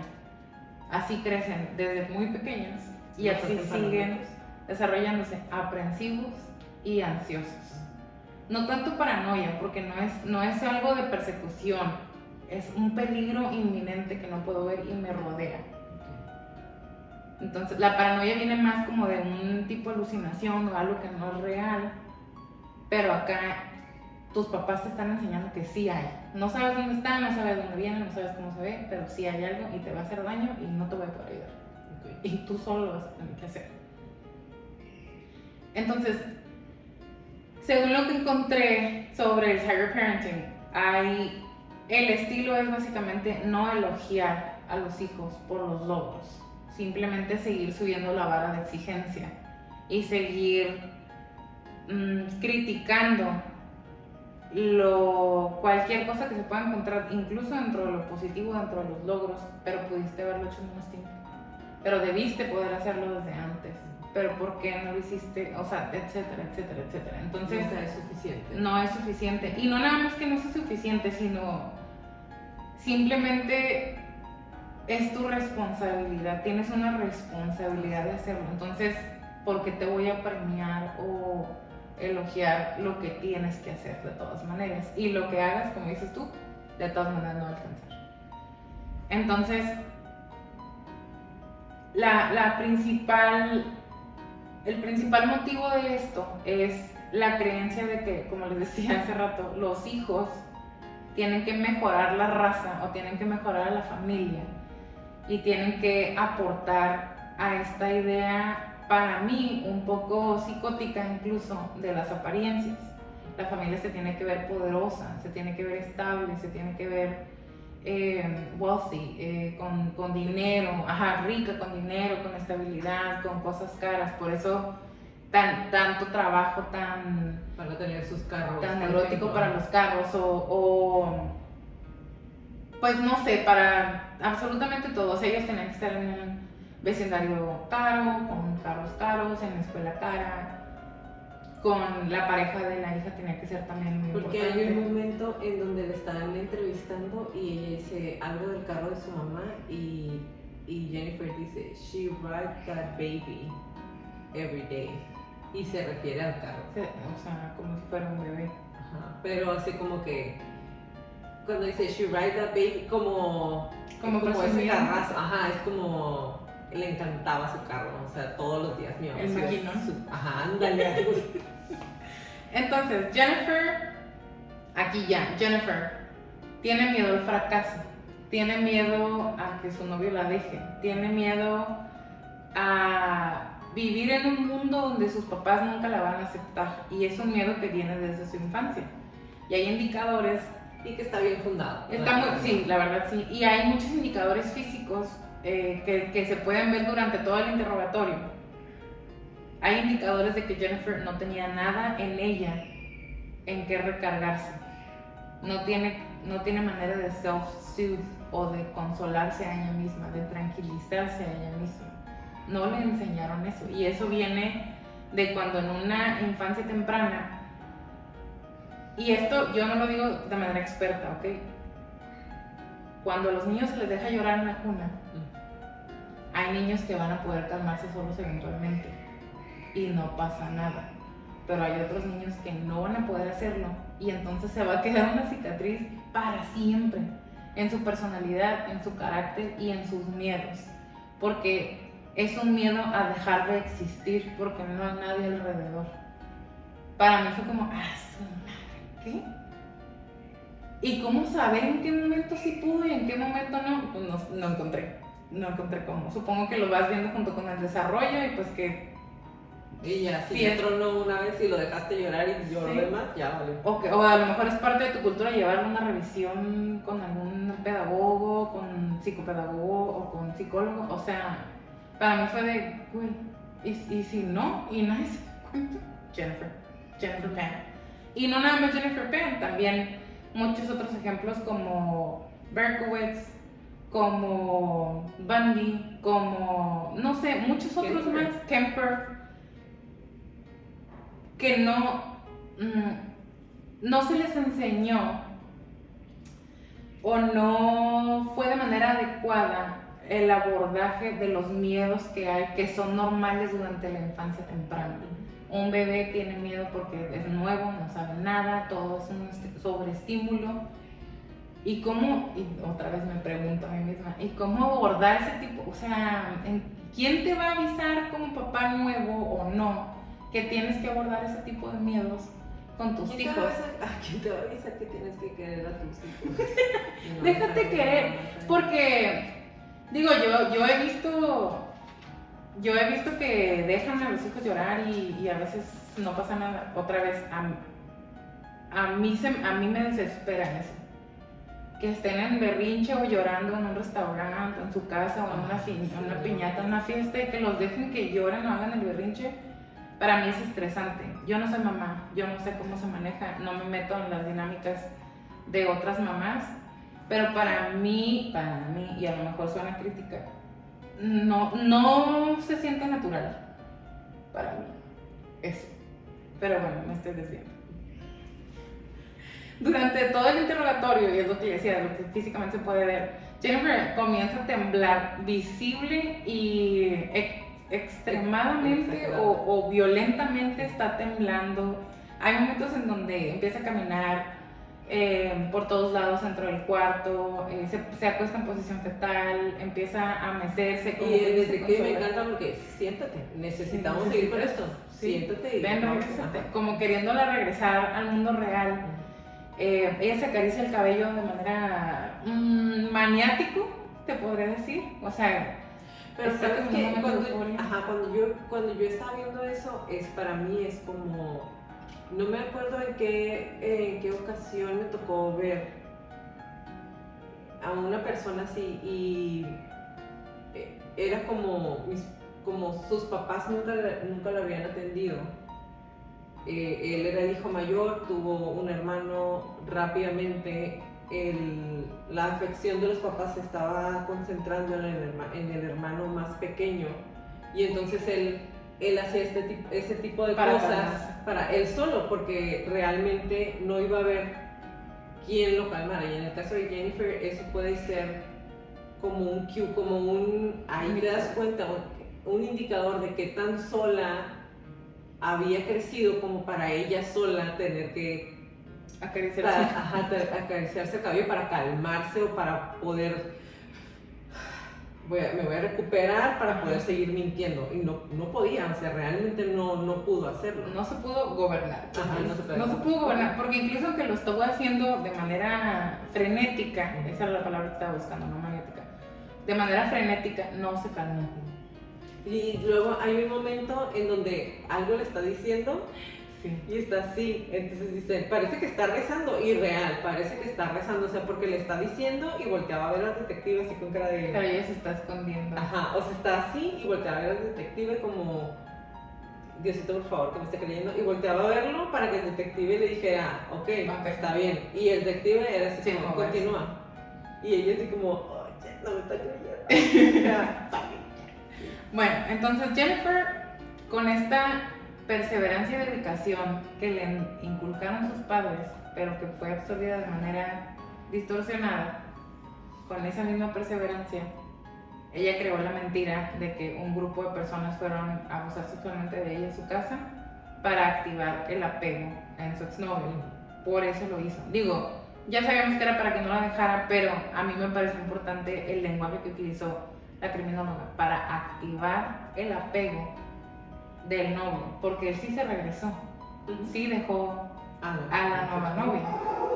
Entonces ella activa el apego porque ya había algo malo en aquella persona, en David, o sea, algo también malo, por eso estaban juntos y es a lo que quería llegar. ¿Cuál es la frase? Hay un roto para un descosido. Él también tenía alguna necesidad de apego de alguna manera y por eso se quedó con ella a pesar de todas las dificultades. Eventualmente se cansa, o a lo mejor conoció a alguien y se hizo fácil, pero Jennifer regresa con esta mentira y entonces termina con la nueva y se quedan acá, ¿no? Jennifer dijo originalmente que ella tenía un plan más bien que el plan era ella morir.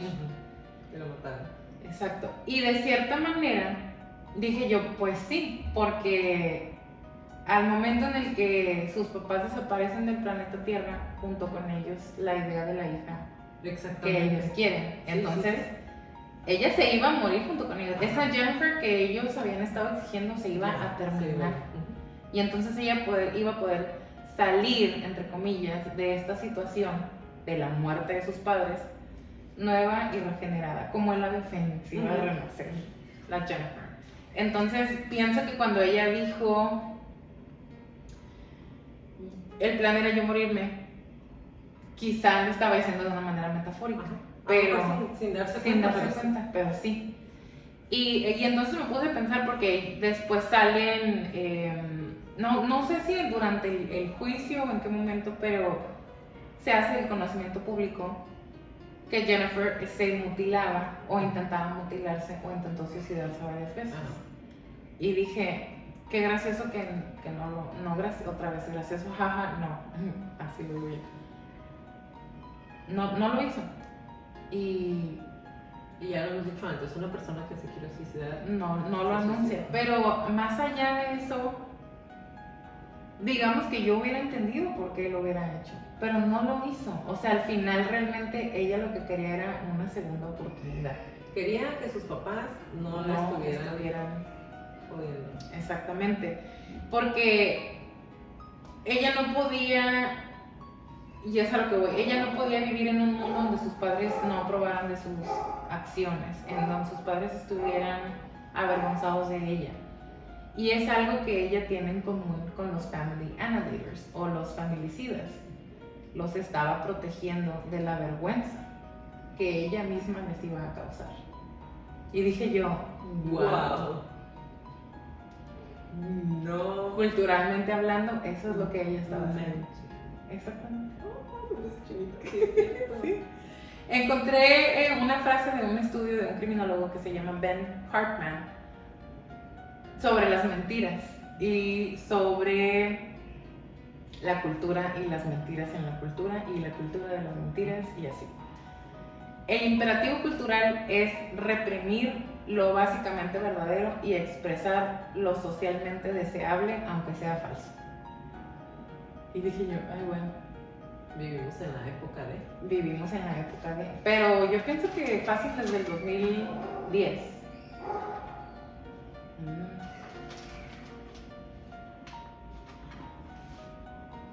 Aquí ya me voy a acercar al final. En la tercera vuelta se sale el interrogador 2, que ya la dejó, que importante, durante toda la primera vuelta de interrogación, él no le dio ningún indicador de nada, ni de que le creía, ni de que no le creía. Al contrario, al principio le dijo, no eres sospechoso. Quiero que me veas solamente como alguien que quiere encontrar a los asesinos de tu mamá y de tu papá. Exacto. No quiero que me veas como un enemigo, no quiero que creas que yo pienso que estás echando mentiras, nada más quiero que me veas como una persona que quiere encontrar quién asesinó a tu mamá. Exacto. Esa es toda la primera vuelta. Se toman un descanso, que por cierto, hubo 3 o 4 descansos. En esos descansos Jennifer no quería estar sola y pidió que alguien la estuviera acompañando. Eso también se me hizo muy importante porque mientras estaba con la otra persona, ella durante varios minutos, muchas ocasiones le empezó a decir a la otra persona, estoy preocupada de que lo que dije se va a entender, o que dije algo mal y entonces me voy a ver mal y entonces se va a ver como que estoy mintiendo. Y la otra persona, pues la verdad es la verdad, no importa cómo la digas, no importa cómo se escuche, entonces pues no tiene nada que preocuparte, ¿no? Pero esa persona, esto no es lo que yo me gustaría pensar que le permitieron a Jennifer tener a un acompañante para ver qué más daba, para ver qué más decía, porque la pudieron haber dejado sola y que se volviera loca, pero no, le pusieron a un oficial que ya estaba viendo el interrogatorio.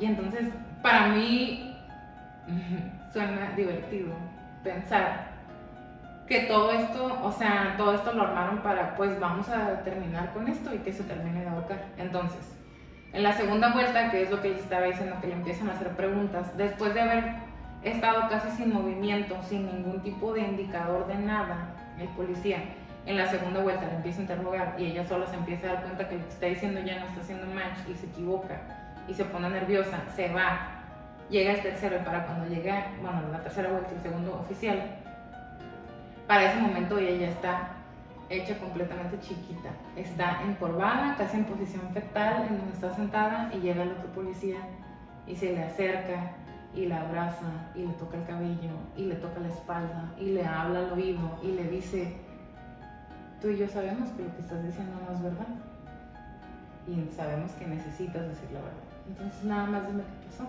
Yo nada más quiero saber qué pasó. Todo lo demás no importa, no te preocupes, vamos a estar bien. Entonces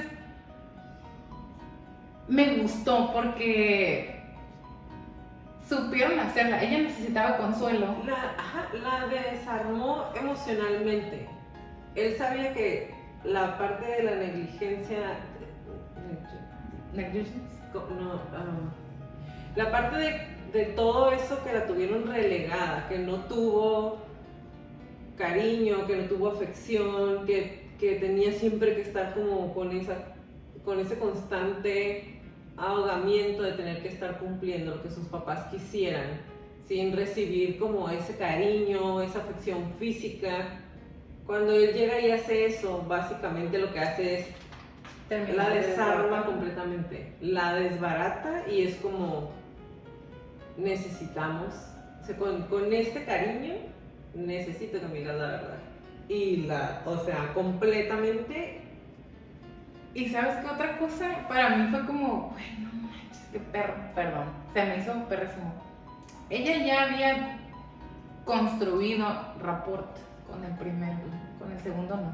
El segundo entró, se sentó, no la dejó que se enderezara, no la dejó que volviera a hacerse grande, la tuvo chiquita, la dejó como presa y le dijo: ya sé que estás mintiendo, dime la verdad. ¿Cómo? Ya estás roto, ya te diste cuenta que Ya valiste madre, y no te dejan que te hagas grande otra vez, y no conoces a la persona, no habías hablado con la persona durante horas, ¿cómo no te vas a derrotar? Es que aparte, o sea, ya la habían cansado, ¿no? Emocionalmente ella ya estaba cansada, ya estaba drenada, ya sabía que estaba echando mentiras. Dejarla crecer otra vez nada más hubiera alargado el interrogatorio para llegar exactamente a donde querían llegar, que ya sabían que ella había sido, ya sabían, o sea, ella ya sabía que ya se había equivocado, ya había dicho, o sea, ya básicamente las dos partes sabían que ella era la culpable. El punto era cómo cortamos esto para que ya no siga. Y sí lo hicieron o sea, sí, a mí se me hizo bien impresionante, pero también, y volviendo a ser como abogado del diablo, entre comillas, me llama mucho la atención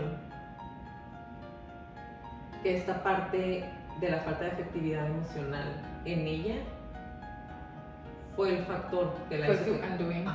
Que fue como que, o sea, sí es cierto, sí fui. Sí, pero abrázame otra vez.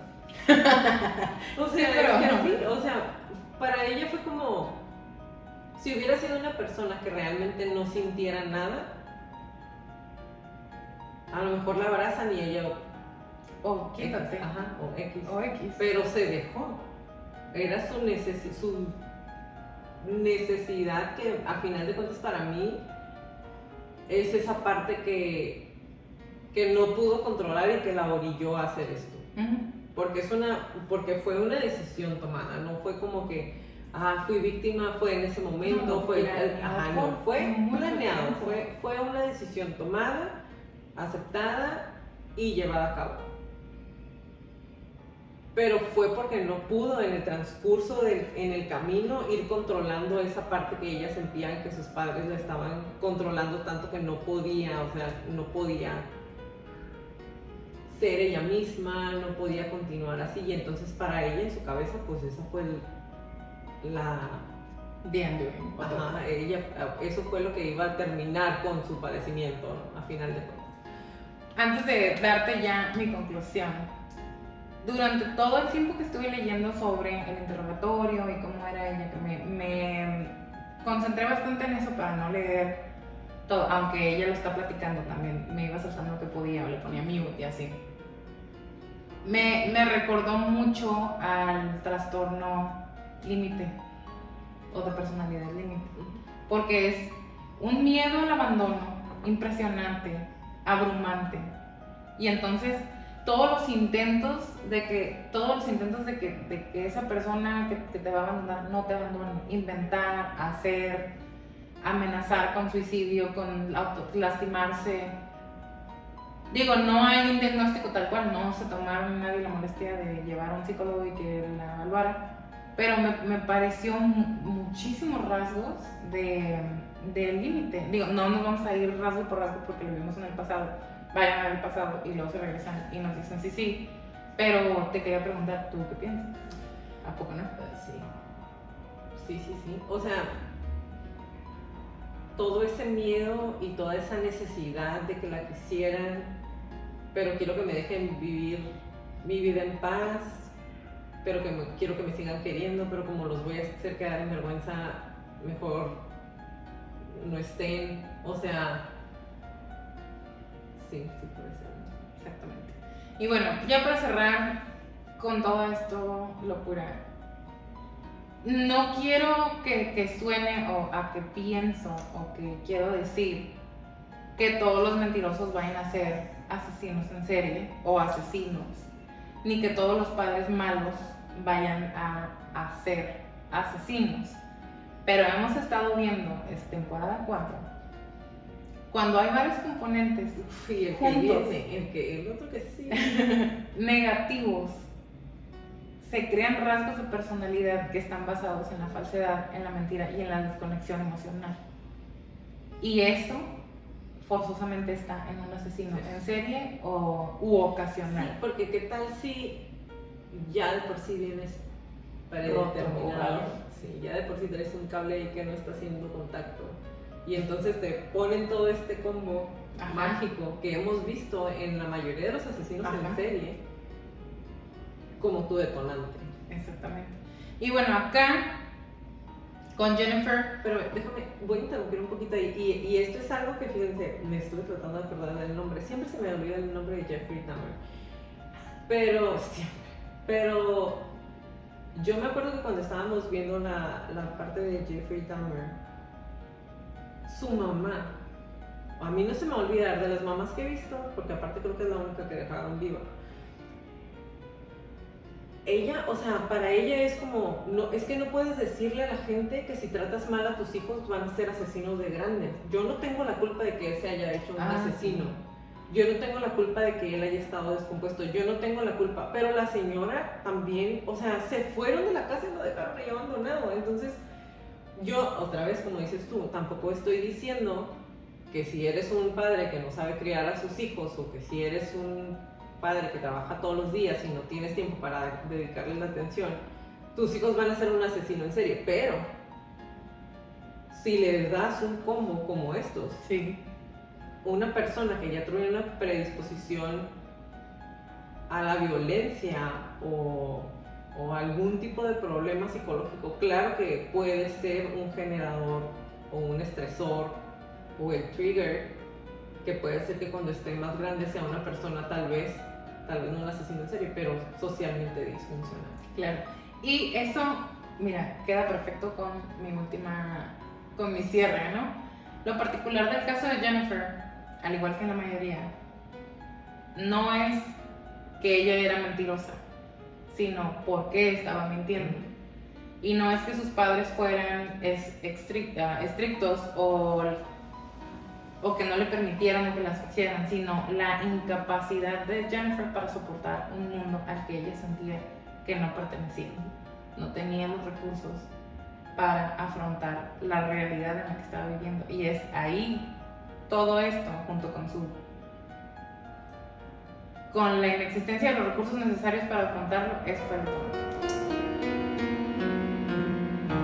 Cuando perdí a mi esposa, perdí a mi hija al mismo tiempo. Espero que Jennifer piense en lo que le pasó a su familia y pueda convertirse algún día en una persona buena y honesta.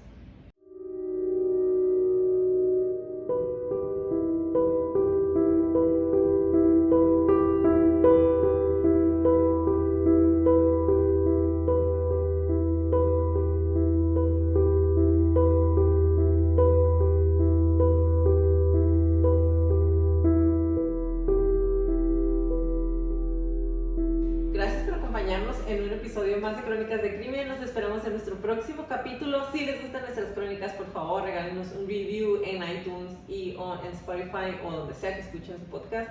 Y suscríbanse a nuestro canal de YouTube, por favor, regálenos muchos likes. Y recuerden, si tienen alguna crónica que quieren que pase a la lista de nuestras próximas temporadas, mándenos un correo a info@cronicasdecrimen.mx. Y como le repetimos en todas las crónicas, créanle a su instinto siempre. Si algo no se siente bien, si algo me dice que salga corriendo, vete. Es mejor parecer paranoico y estar a salvo a quedarte y poner en peligro tu vida. Ahora sí, bye Betty. Bye Jackie, bye Crónicos.